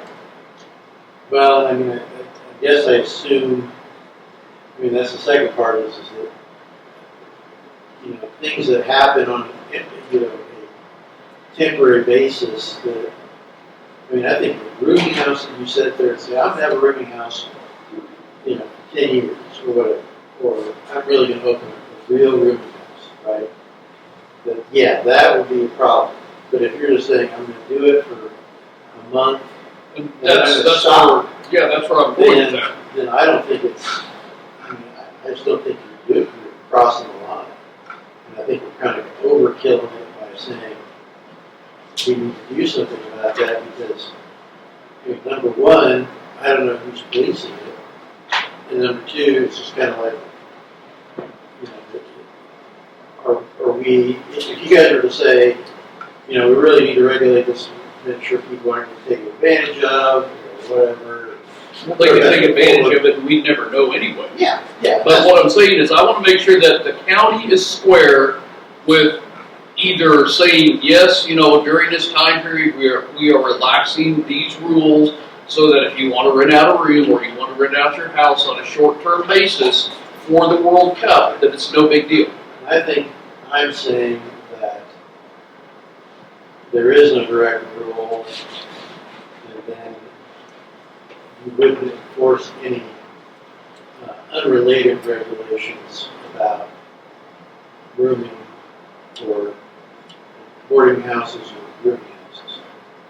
And that could be, to my mind, that could just be a resolution of the state. It's not an amendment to anything, you're just saying, we're kind of calling it okay. So do you have any qualms about that? Any hesitation on doing something like that? As far as from what you're seeing in the regs? No, are you, just for a set period of time? Yes. Right? You're not doing Yes. that up? No, I don't think so. I mean, And we might be looking, I might be looking at something totally, way out there that we're never going to see anybody. But I want to just make sure that if it does happen, that somebody, that we can get ahead of this early enough, as I was telling Ashlee, get ahead of this early enough that if somebody does want to do this, that they can get their name out there on the website that Kansas Department of Commerce is putting out for people coming into this from, out of state, from out of country, from, and Ashlee was saying that just people from Kansas City or wanting to get out of Kansas City, rent their house out and tell them out so they don't have to put up all the nonsense that's going to go on. So you're good with that? Okay. So then, do we need to have a resolution stating that? Well, I'll give it, if you want, I'll just give it a shot to draft one next time we'll see. We're talking about a real resolution that we're gonna. Well, that's what Yeah. I just said. Or just a general consensus that it's in the minutes. Saying we need a Okay. resolution because I it's don't real. That's fine. Yeah. That's just a general consensus. If I don't there's think no it was rules anything out bad. there. So, okay. So so the dates of the World Cup are from June 16th to July 11th. Do you want to go a week before, go a week after, and get those dates out there, 7 days before, 7 days after? So that, like I say, I might be looking at stuff totally wrong, but if we do get an influx of people here, I want our constituents to have the opportunity, if they choose to do that. Yeah, I get it.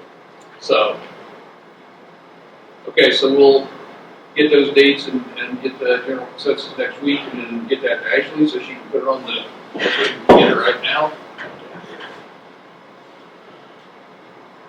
I also think Ashlee needs to put something out saying that if you do and or interested in that, give me your name Yes. and a contact so that I can put it on the appropriate websites.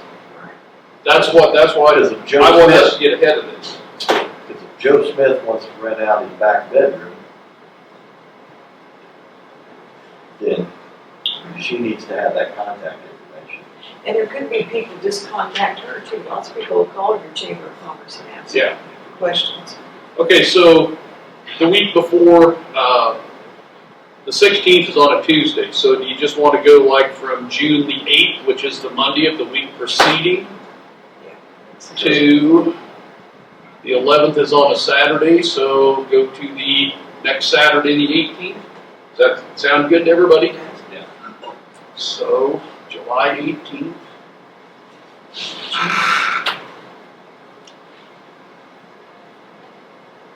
And June 8th.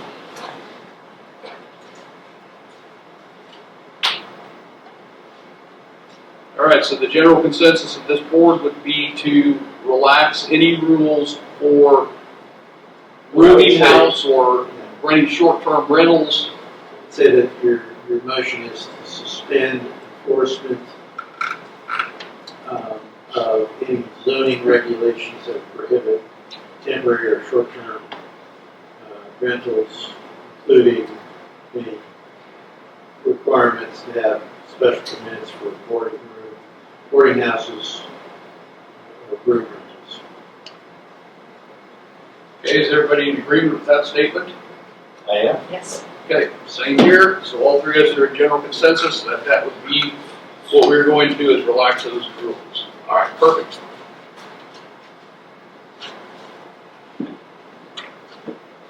So if you could get those dates to Ashley so that she knows that we are all in agreement on that, and she can hopefully run with it. Well, that was easy, wasn't it? Do you have anything for us today? Did you already talk to them No, about? I didn't talk to them about that, so this is the perfect time. All right. So I did a handout to everybody. Yep.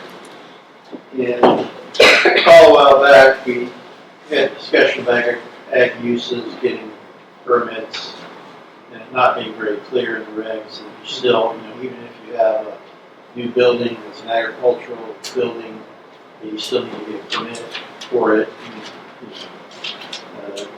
Certificate of zoning compliance and occupancy permit. So I went through the zoning code, pulled, I think, the sections that are relevant for that, and that's the first 4 pages are just basically I've cut it out, pasted it, and then the red portions are where I've added language to it to try to get to that. The last page is just a form resolution that you guys can use if we get it into final form, because you have to do planning commission review, approve, recommend approval to you through resolution. So the first one is, this is the exceptions is in Article 6, Section 5, number 14C. Page 18. Page 18? Page 18. Okay. This adds that sentence in red. That means, it says, first sentence is agricultural structures on or land used for agriculture, except in the final floodplain, which is the exception. However, structures on property zoned agricultural are subject to agricultural use are still required to obtain a certificate of zoning compliance and occupancy permit to verify agricultural use in their floodplain compliance.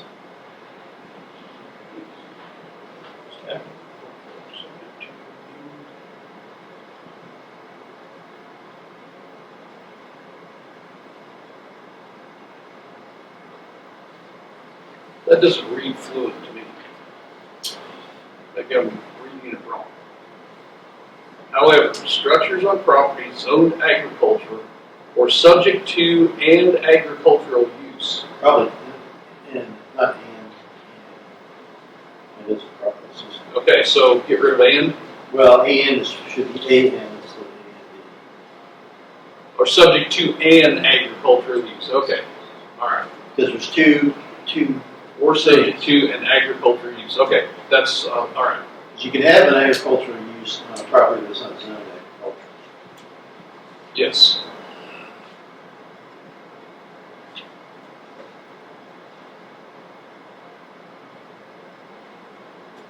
Okay. Okay. Probably the main section here is Article 35, Section 2.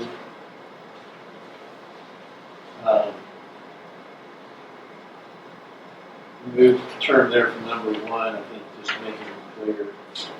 Did what? There's number 1 here on my first page. Removed it. Just removed it. So it's still, that would confuse people. You have that in there. And then just added and relevant floodplain regulations later on in that, which makes it clear that the zoning permit is still, that this permit structure is for floodplain as well. I highlighted 4 because I wasn't quite sure how to approach this one. says, buildings used for single-family purposes and exclusively for agricultural purposes shall be exempt from occupancy certificate requirements. So, I guess it will be, you don't have a separate occupancy permit application. No, well, unless, for commercial properties, it's just a letter that's sent to them saying that, we have occupancy now. The application is actually used as the occupancy certificate for residential and ag buildings. It's saying that that document is the same.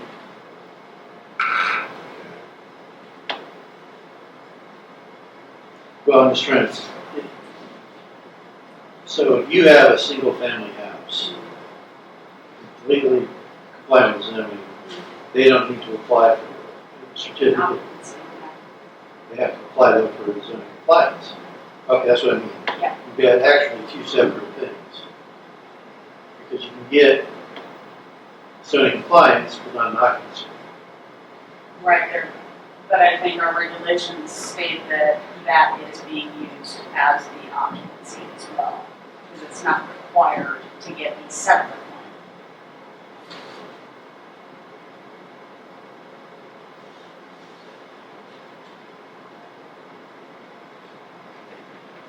Well, I'm just, maybe I'm not tracking, I'm getting dense here. So you think number 4 should be taken out? Well, I don't know, because I guess, first of all, if you, I mean, I treat it as, my first question is, are you doing two things or are you doing one? Just one thing. Okay, well, if there is a unified zoning compliance and occupancy permit universe, okay, so you do the application, you get the certificate. It doesn't matter how you do it, then, Certificate being the building permit. well, Compliance. but we don't have, I think of building permits as being, permits are for regulatory A piece of purposes. paper saying you can build this house. Well, yeah, and I think that's a different, we're not even in that, because it's all zoning. You guys don't control building permits, right? So, We don't. so I mean, to my mind, being the city attorney mindset here, building permit is the uniform building codes, right? Okay. You've got, We're not doing that. so, no building permit, but we're saying, Compliance. yeah, and if you have either an agricultural request or an agricultural building or a residential building, you don't, what does that mean? You don't need to apply for anything, or you just, what do you? We don't have to issue an occupancy certificate in order for them to occupy it. What is it? What is an occupant? Why do we even have that in there? Can we just eliminate that? I mean, Obviously, sure. I mean, to me, occupancy certificates are for, yes, you've met all the requirements for building codes and all of that. Such as for apartment buildings, for duplexes, for triplexes, things like that. But a single-family dwelling or an ag barn does not need an occupancy certificate, right? Or, I mean, yeah, we don't, and we don't require it for single-family purposes. You just don't require it because there's no, it's just decided not to make it applicable. You could, if you had a multifamily home, get a duplex there, it would apply, but if you have a regular house. To me, it's not necessary. Sometimes we have banks or lenders requiring a certificate of occupancy. we're not. How can we get that if we're not doing inspections? Because they've met all the zoning requirements.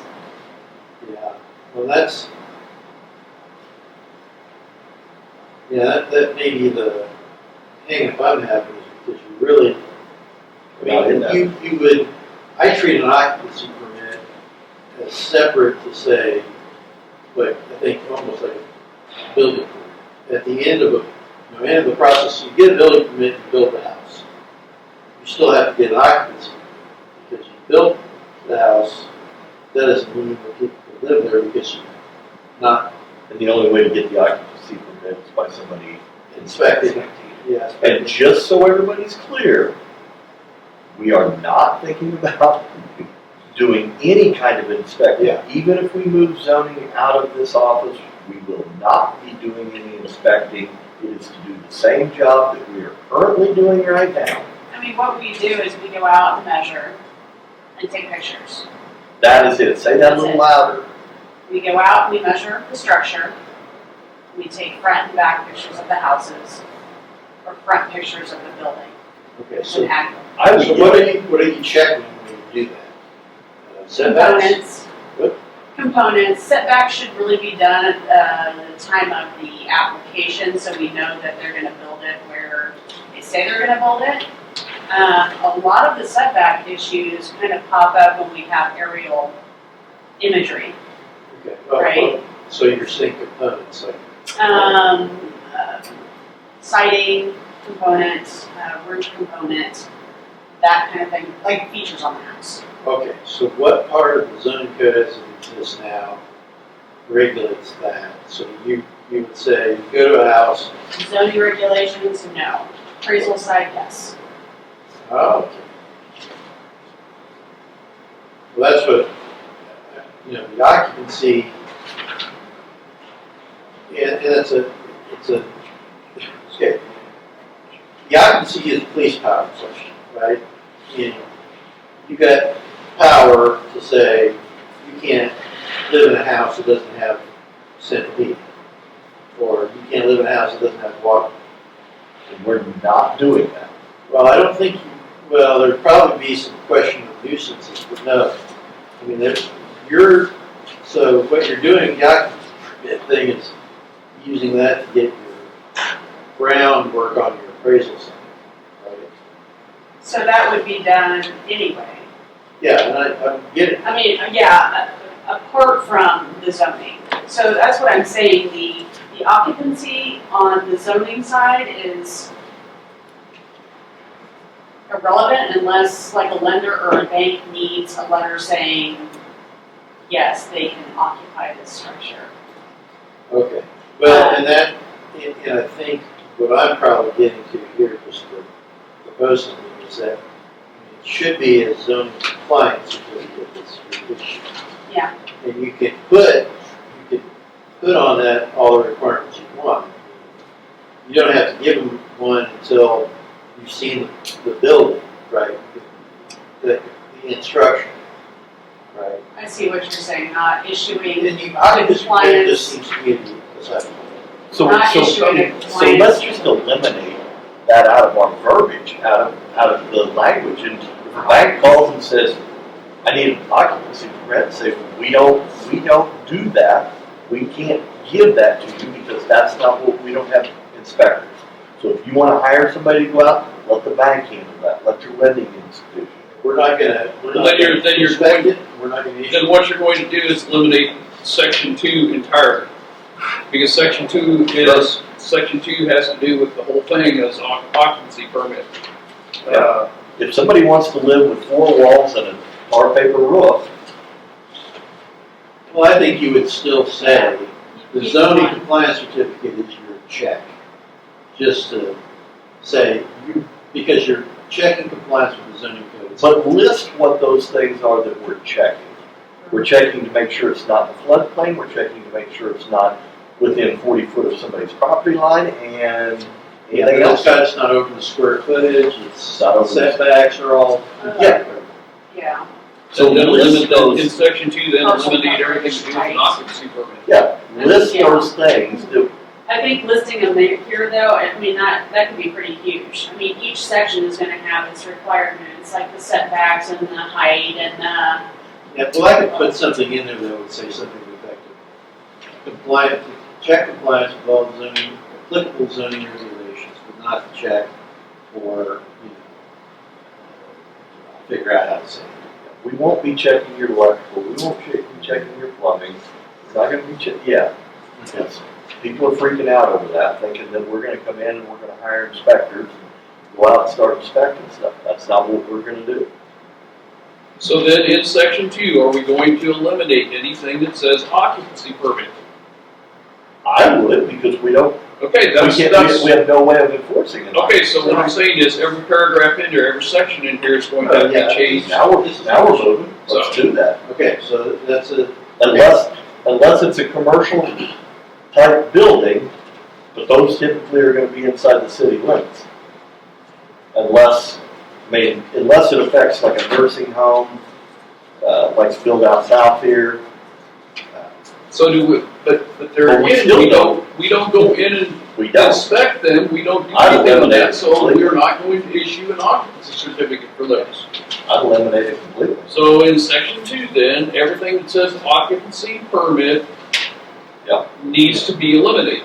well, I think that's gonna take another overall look, because I'll have to check to see if I can check those up, but this is probably neat of it right here. And Okay. down in section 3, application requirements, application for an occupancy certificate when required.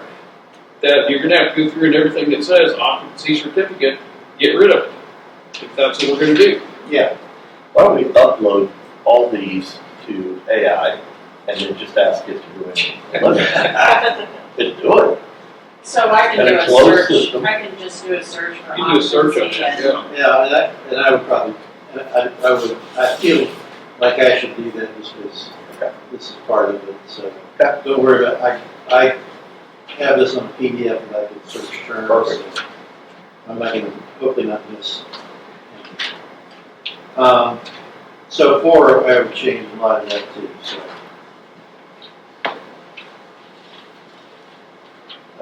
3 application, you can just see it's not changed much except for, this just says that if you're gonna do a change of variance, a special use permit or something like that,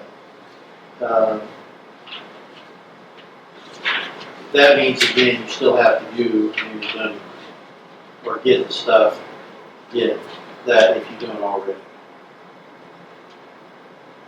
You know, if you've got a place that, you didn't have to do a zoning permit back in the day, for whatever reason, you get special use, you get variance, you get something, and then you say, okay, well, there's an old building on there, and it stays there, but I'm building this, and I need a variance, right? This says, well, you have to get zoning compliance with both of those. You still have to apply for that. And again, if it's an agricultural use, it would be exempt. It doesn't cost anything.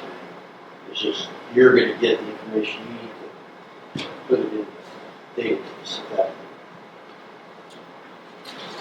Just trying to catch things when they come back and they're asking for anything. And then number 5 is just what I thought was kind of the upshot of all this, is that there's no punishment, there's no fee for the agricultural building application. So all you have is ag land, an agricultural building, it's clear.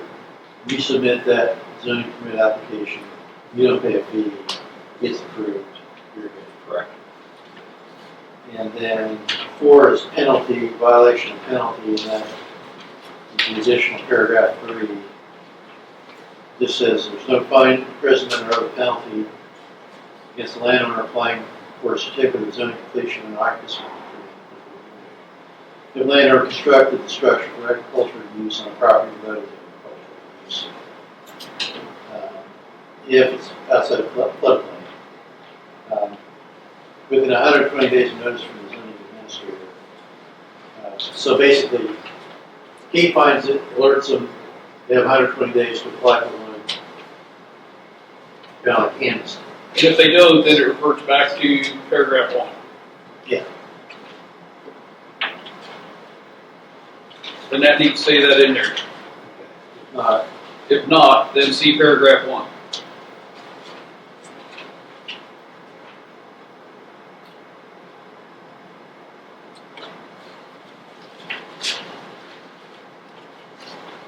If within 120 days you have not filed, then all fines and possible imprisonment comes to play.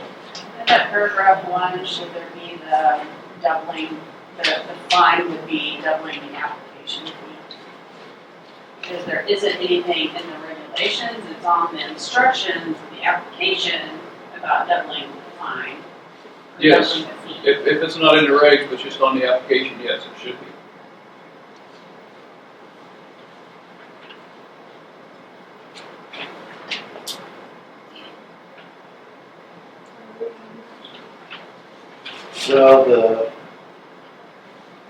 Well, paragraph one is just a fine. Okay, so it has nothing to do with the application cost itself. Right? Yeah, but the application, the instructions, states in there, that the fine is doubling of the application Fee. Fine for what? for not For not applying applying for it. for it on time, Okay. Well, or I after think, the fact. Application. well, I think that's probably a question of what you want to do. So let me see. Well, if it's, like I say, if it's not in the regs, it's just on the app, then it needs to be in the regs. Okay, so, well, understand what this is trying to do. So you find a place that has no permit. So let's say you do the 120 days. And they don't do it. This presents itself as being county attorney who brings action in court to say, either one, force you to do it, or two, that you're penalized. And there's a fine. It has nothing to do with the permit. It's just the court says you didn't do what you were supposed to do, you didn't ask for a permit, you built it, it's still there, you just haven't asked for a new permit, and the guy sits up there and says, I don't have to. The judge says, okay, you're fined $250 a day. So that's what this entails. What we currently have. But what you have here is just saying, you don't comply, we're penalizing you this way. So it does say on the last sentence there, each and every day that such violation continues shall constitute a separate offense. You're So saying, then you're saying that $500 a day if they do not fill it out. Is that well, no, that last sentence? yeah, if they go to court and they flat out refuse, I suppose, then that can be just penalty. That's when it starts. Well, but you're going down a road that does not have anything to do with them applying. Okay, so let's say instead of the 120 days, they just blow the deadline, but then, let's say it's a commercial property, so they don't have an exemption, right? You get 120 days, you're saying that they are double the fee because they didn't do it before they built it. Yeah, so the application instructions has in red about doubling the application fee. And I don't know if you can pull that up online unless you have the instructions from it. Well, is that section 3 application requirements? No.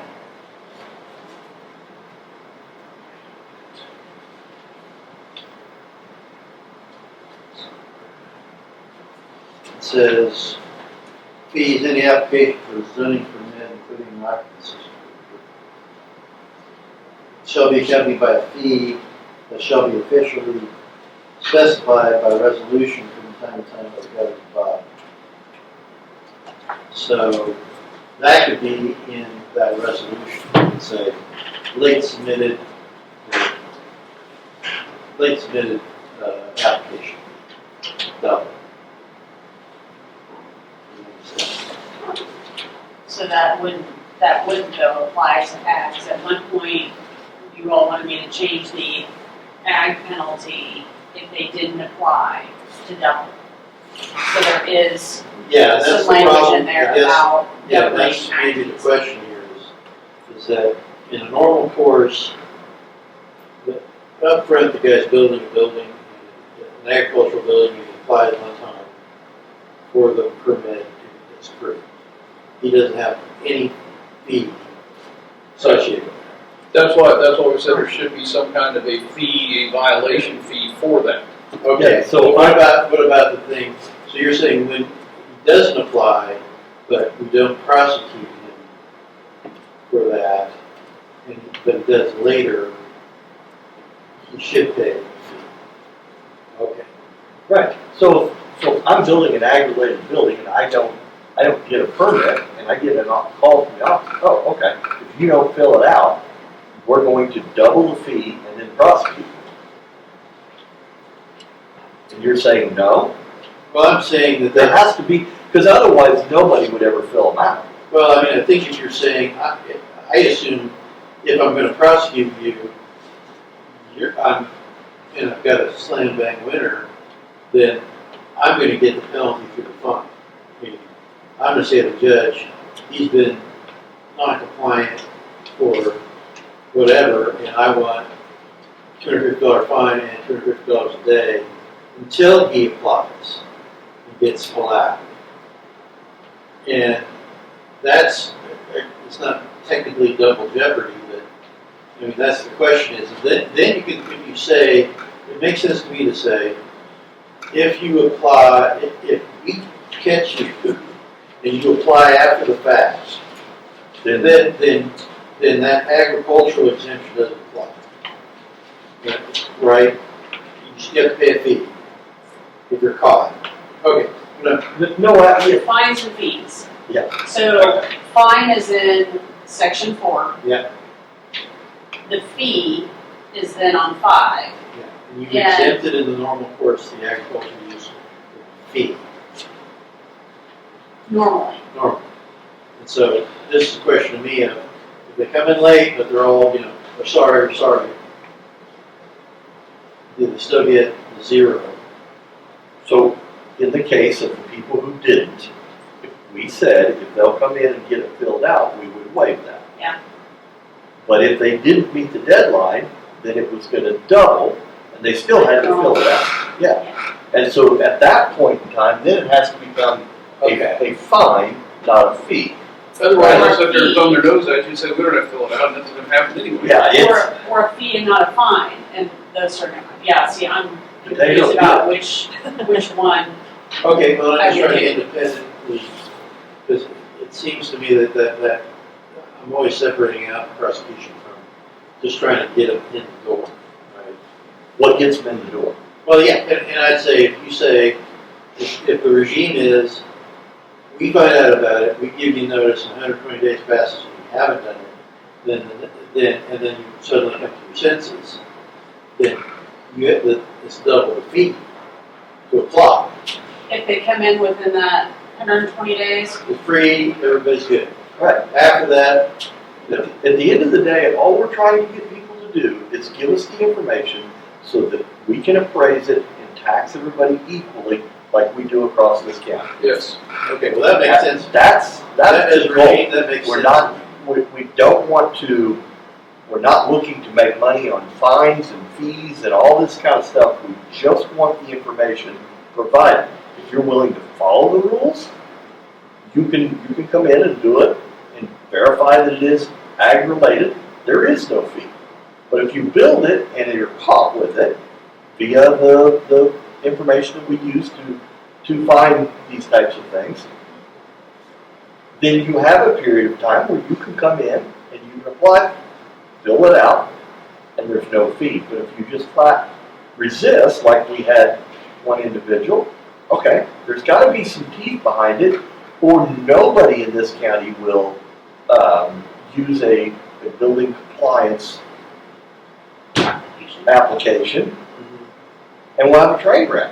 Okay. I mean, Well, and that says too that, if you get to the 120 days and they apply and pay the double fee, that doesn't mean necessarily they're going to prosecute for it, but then they didn't do anything. You prosecute them, they still have to pay double the fee. then it becomes a court issue. Yeah.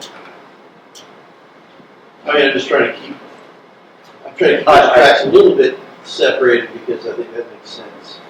In my mind, I think that's what you're saying. Fee versus fine. I need to know how to explain that to the other people in the office too, when somebody comes in for an ag Yeah. permit that, I think it's easy for you guys because you're, the whole They don't penalty get into section. fines. Well, all the fines and penalties would not be done by police. Correct. That's a court imposed thing, so you can just say, there's going to be a point in time when we decide to turn it over to the county attorney. And after that, who knows what's going to happen. But we can tell you right now, today, you have to get a permit, and you have, because it's been more than 120 days, you have to pay double the fee. Or you got here in time, and so we don't have to have it. So more than 120 days, Yeah. that's the doubling of the fee. It would be 120 days and 1 minute. 120 days. But then, so see, in my mind still, we need to set because ag buildings do not have a fee, so you double nothing, you're gonna get nothing. So when it becomes past 120 days, what is the fee going to be that's gonna double? I mean, if we got it set out there, so, okay, $500, guess what, it's gonna be $1,000 now, give me $1,000. Well, I can make that clear in the language that the waiver fee is suspended and you will pay double the normal fee. But what I'm saying is, ag buildings do not have a fee. And I will make it clear in the language that that's not. So what fee are we going to set that we're going to double for ag buildings? Is it just going to be a rough measurement of it's a 30 by 40 building and It's scaled, we have a scaled fee for ag buildings? And again, for all, Okay, so that's what I'm trying to get at. So Yeah. there you need to say that will be doubled on the normal fee for your the scaled normal buildings. scaled fee schedule. Okay, thank you. That's what I'm trying to get at and because that's ag where we buildings can have penalties. simplify it by just saying you have 1,000 square feet, it's $5 per square feet. Normally, that would be this, and now it's gonna be double. There you go. Conversation. We won't go into that. That's what I was trying to get at. We have no fee for ag buildings, so using the scale fee for your fine is going to be double whatever the scale fee is going to be. Thank you. Okay.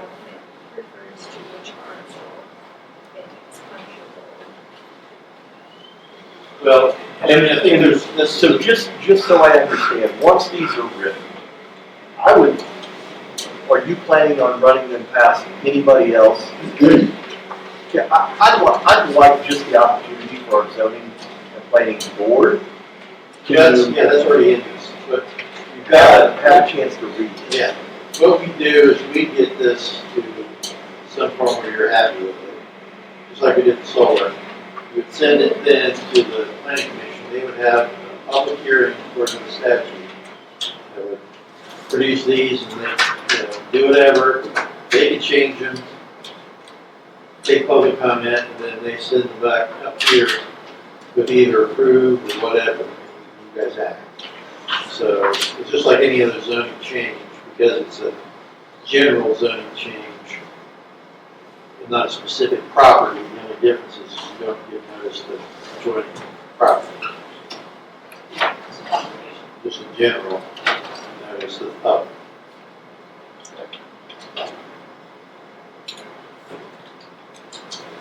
So, and I understood this to be the case, so I'm going to just take this back and redraft it, and we'll have another shot at it with you guys. Can't read it again.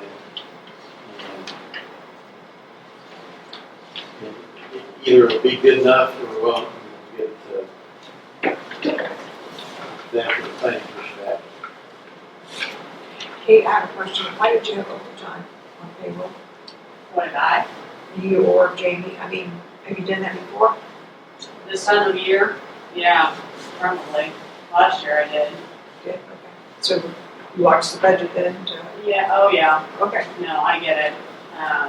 Deadlines and all okay. of that I just for curious. appraisal. She had to have splits done, so that's why she came in on Sunday to get splits done, because we have a cutoff. Because I can't have splits going on Right. while I'm valuing. I mean, all of the real estate has to be done, which with the 100-some more building permits we had to go out on, they weren't done entering that stuff in until last week, which that technically should have been done a couple weeks ago. So we're just behind. I'm playing catch up. Okay. Just curious. not something I enjoy. And if you could just, so one of the questions I've gotten about hiring another person to do zoning, if you could kind of just give a short synopsis of why that's important to do this at this point in time, because you shared with me the amount of time that you have to spend doing your appraiser's job, correct? Yeah. And so if you could just elaborate on that in 2 minutes or less, if you could just give some highlights, So it feels like the majority of my time and dedication goes into zoning and getting packets done and all of that. And that's not necessarily all the time getting packets ready, but having a person to just take care of sending out packets to 9 planning commission members and 5 board of zoning appeal members and keeping them all up to date and publications and minutes and, now I'm delegating, we can delegate people doing minutes and all of that, but it's like, we get a lot of zoning calls, just asking just random questions, and nothing specific, so we get calls on the daily. do you feel like you have time to explain those, or do you feel like you really just need to answer their question and get them off the phone? No, I take time with people as But much do as they you need. feel like, what I'm saying is, do you have, I know you take the time, but do you have the time to really spend that much time doing that? Thank you.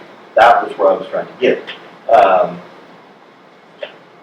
Because I feel like the direction I should be taking with appraisal, like looking into doing square foot value method on land versus front foot. Those things get put on the back burner. And I don't think that's right. Those kind of changes should be put on the back burner because that should be my main focus, and I feel like my main focus is zoning. So in the spare time that you have, do you think that you have time to go into, I'm being facetious, but do you think you have time to go into zoning regulations and look at them and make recommendations back to this board where we could actually simplify things or make some changes? Do you feel like you have time to do that? No. Okay. That's the other piece of this, is having somebody who understands it and being able to look at it. And I know you don't. I know based on the workload that you have, there just isn't time for that. We've had this conversation. Yeah, we have a running list of, hey, yeah, that needs to be changed. And there are a lot of things in the zoning regulations that I would say, even just spell check stuff. Simple stuff like that. But Okay.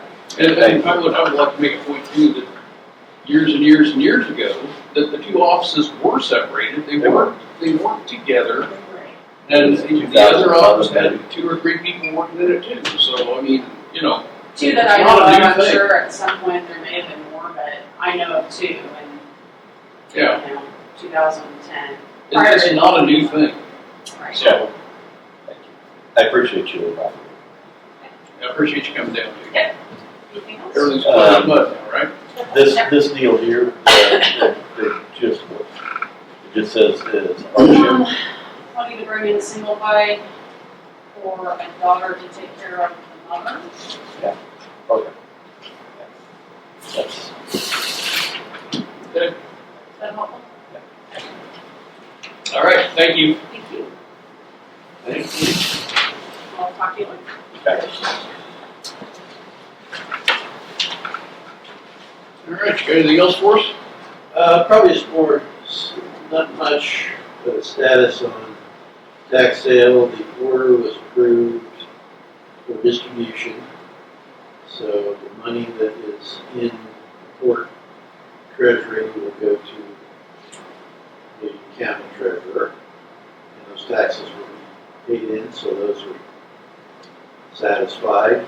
And the only thing else on that is we've got a couple of folks who are now buying for the proceeds of the sale. Because you had a sale that brought more than the taxes, so you've got 2 properties that have like $17,000. Who are those people wanting their share? Well, the owners are entitled to apply to obtain those amounts. So, But we don't handle any of that. well, technically, I kind of do as a service to the court, meaning there's no, as a plaintiff, we kind of are supposed to manage it in that regard, meaning if somebody comes in and says, I'm the owner, I want $22,000, I'm going to release a check with the attorney and say, because, like, for example, we had contact from Vernon Jarbo in the Stone Law Firm in Topeka. He's representing an owner, and the property's in the name of the owner and the spouse, and I just said, confirm that this is appropriate. He did, and so we're good. And I told him, you got the number wrong. There's a correct number. And the order's in, so they're going to do that. And they have I guess one of the persons died. They don't have an estate, so if a relative is filing an estate here, try to get money that way, which is broken. So we'll have a few of those. Some of them are just really low numbers. So I'm assuming that at some point in time, 6 months pass, or it's a year, 6 months, it gets sent to the state, property cases big. Yeah. Unless you guys have anything more, that was all on my list. Pretty much. I can't think of anything. I already asked the question. No responses. Cases. No responses, more responses from court cases of the tribe or anything like that on the roads. Not gotten any emails back. I know Scott said he hadn't heard anything. You've not heard anything either from anything you sent. Okay. All right. All right. So Thanks. All right.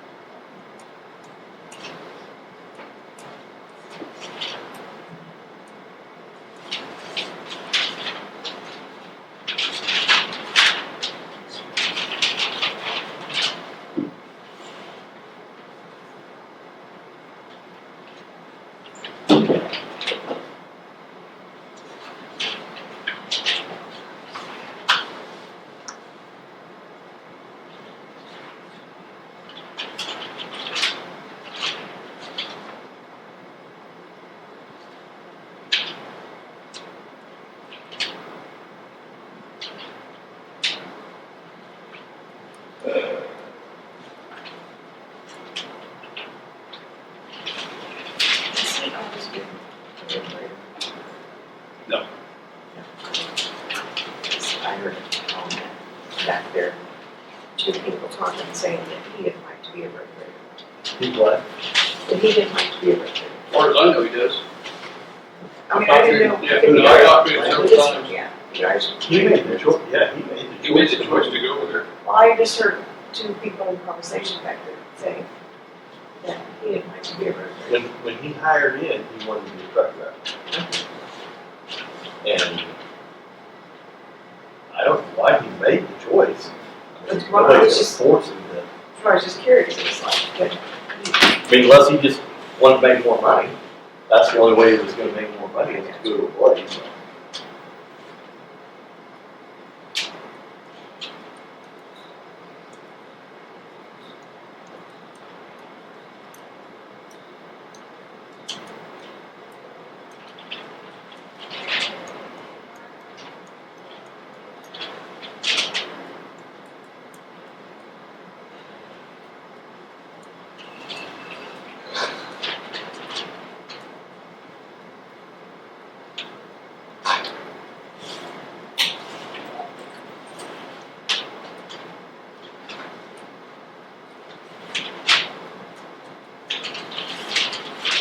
Put that back up over here. We're close.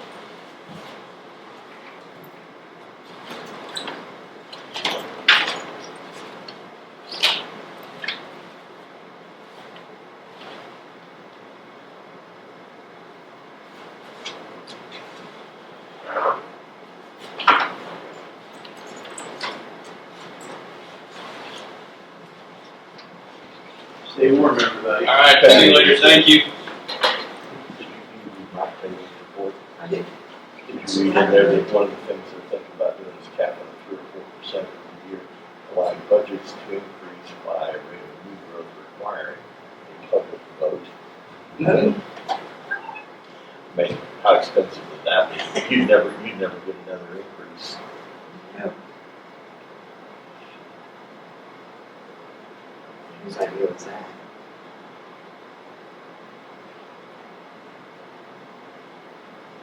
Like in its next statement, it says, of course,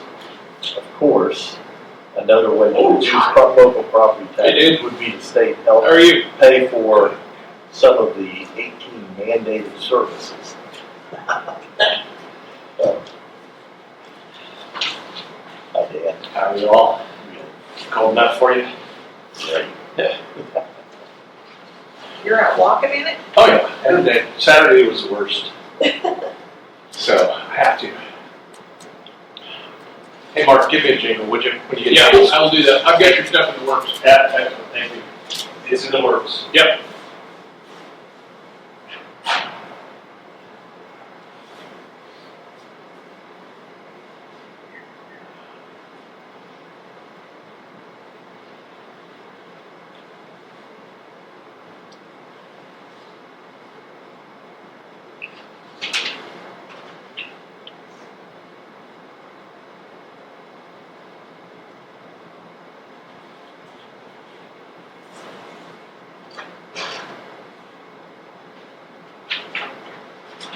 All right, so everybody read their minutes? Yeah. I'd entertain a motion to approve. Any corrections? I should ask that first. Any corrections? Yeah. Okay, I'd entertain a motion to approve. Second? Yeah. Okay, sorry, didn't hear. I did good very hands. All right, it's been properly moved and seconded to approve the minutes of January 20th, 2026 as written. Any further discussion? Hearing none, all in favor say aye. Aye. All opposed, same sign. We don't need a motion on that, I don't think. It's January 20th. Yeah. I thought you said 26. No, 20th, sorry. 20th, 2026. Okay. All right. So we do have the meeting coming up on the 17th for townships. We have the firefighter awards on the 18th. We also have on the 28th local government day in Topeka. You're going to the morning session. I'm going to go in the afternoon. So we'll both try to get some people up from the legislature and see what we can come up with. So, is there anything else to come before us?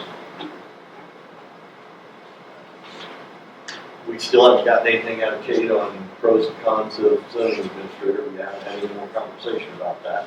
And are we planning, what's our What's our long-term? long-term goal on that? Well, we need to do that. I passed around the one that we got from Jefferson County, which doesn't, to me, that really doesn't fit what we're looking for. We could probably cut a taste out of that and do something. I sent the one to Christie last week. She was supposed to send it out a job description.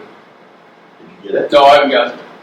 I just sent one from, you should have gotten it, that I got from Amy Addington from KC, because I posted on their site last week, and she sent one from Lynn County, I believe it was. Sent in a job Description for, and it was another one that's kind of like,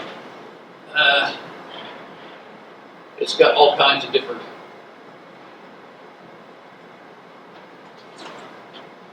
No, I did get that from Chrissy last week. Okay, yep, no, we got that. Where is that? Did you get? I don't think so. It was Tuesday 20th, she sent that. Yep.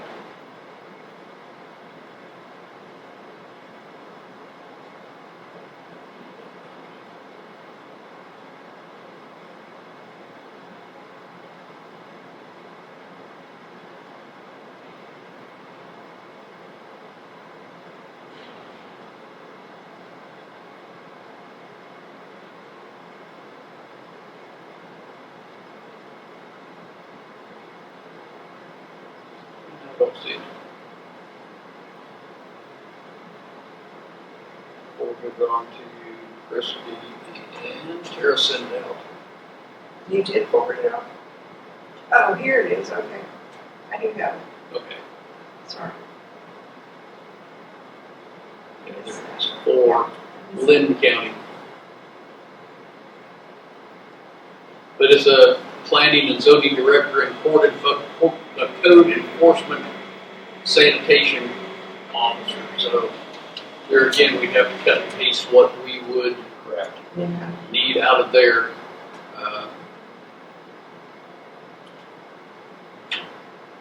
So, like I said, we really don't have many good options that I've seen, so we can just kind of, I think that's what we're going to end up having to do, is just cut and paste. Go from there and figure out what we're going to do. Make a note next week to, I think it would be good to have Kate involved in that conversation. that's what I was going to do, is have Kate put on the agenda for next week, so we can get something figured out on that.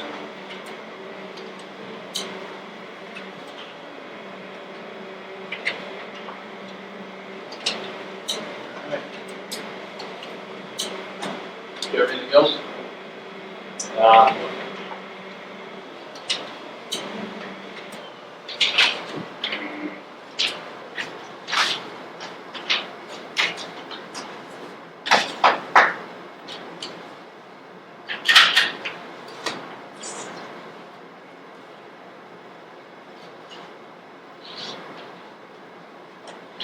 I wonder, Tara, was there ever a job description upstairs for I'd have to look and see. zoning and stuff? You might look and see. So there should have been a zoning administrator job description. Did you get this one? It's just 2 paragraphs. Was it? Same thing. There were, There were 3 attachments on the. Oh, Yeah, there were 3 attachments on there, yes. so the middle attachment, Yeah, it goes through zoning administration has all responsibility for 2, administrator and enforce ordinances of the township, which would be replaced with county. Just read through those qualifications. Again, replace knowledge of Jackson County statutes. Michigan is what it says. yeah. okay. That's pretty straightforward.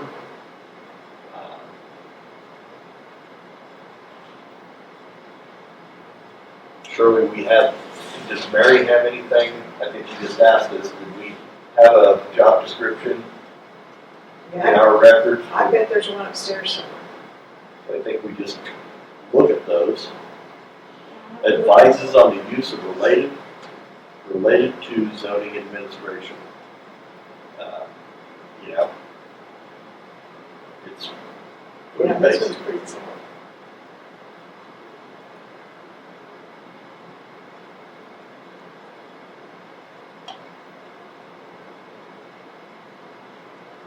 And responsibilities, we add revitalization in there.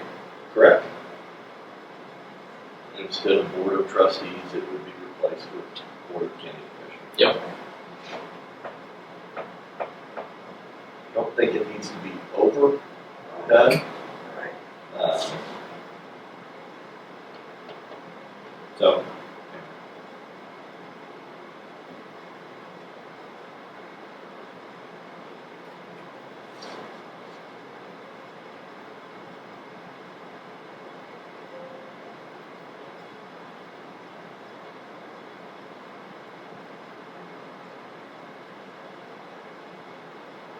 And so,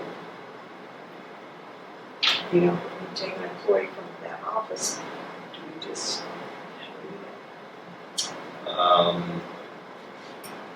There could be a recommendation of which employees you think would want to move with that administrator. Probably, I guess I would say your newest employee would be the one to move.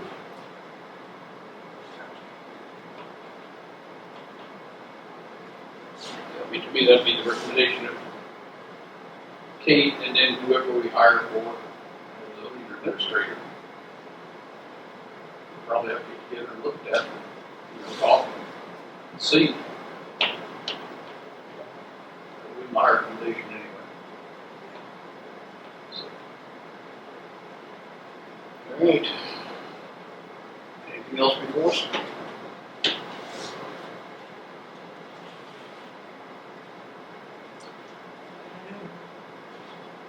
Did you have a chance to look at the camera? Yeah, I looked at it, and I think that I go ahead and get the clerk's office and get it over. Work on that. Try that and see. Yep. Okay.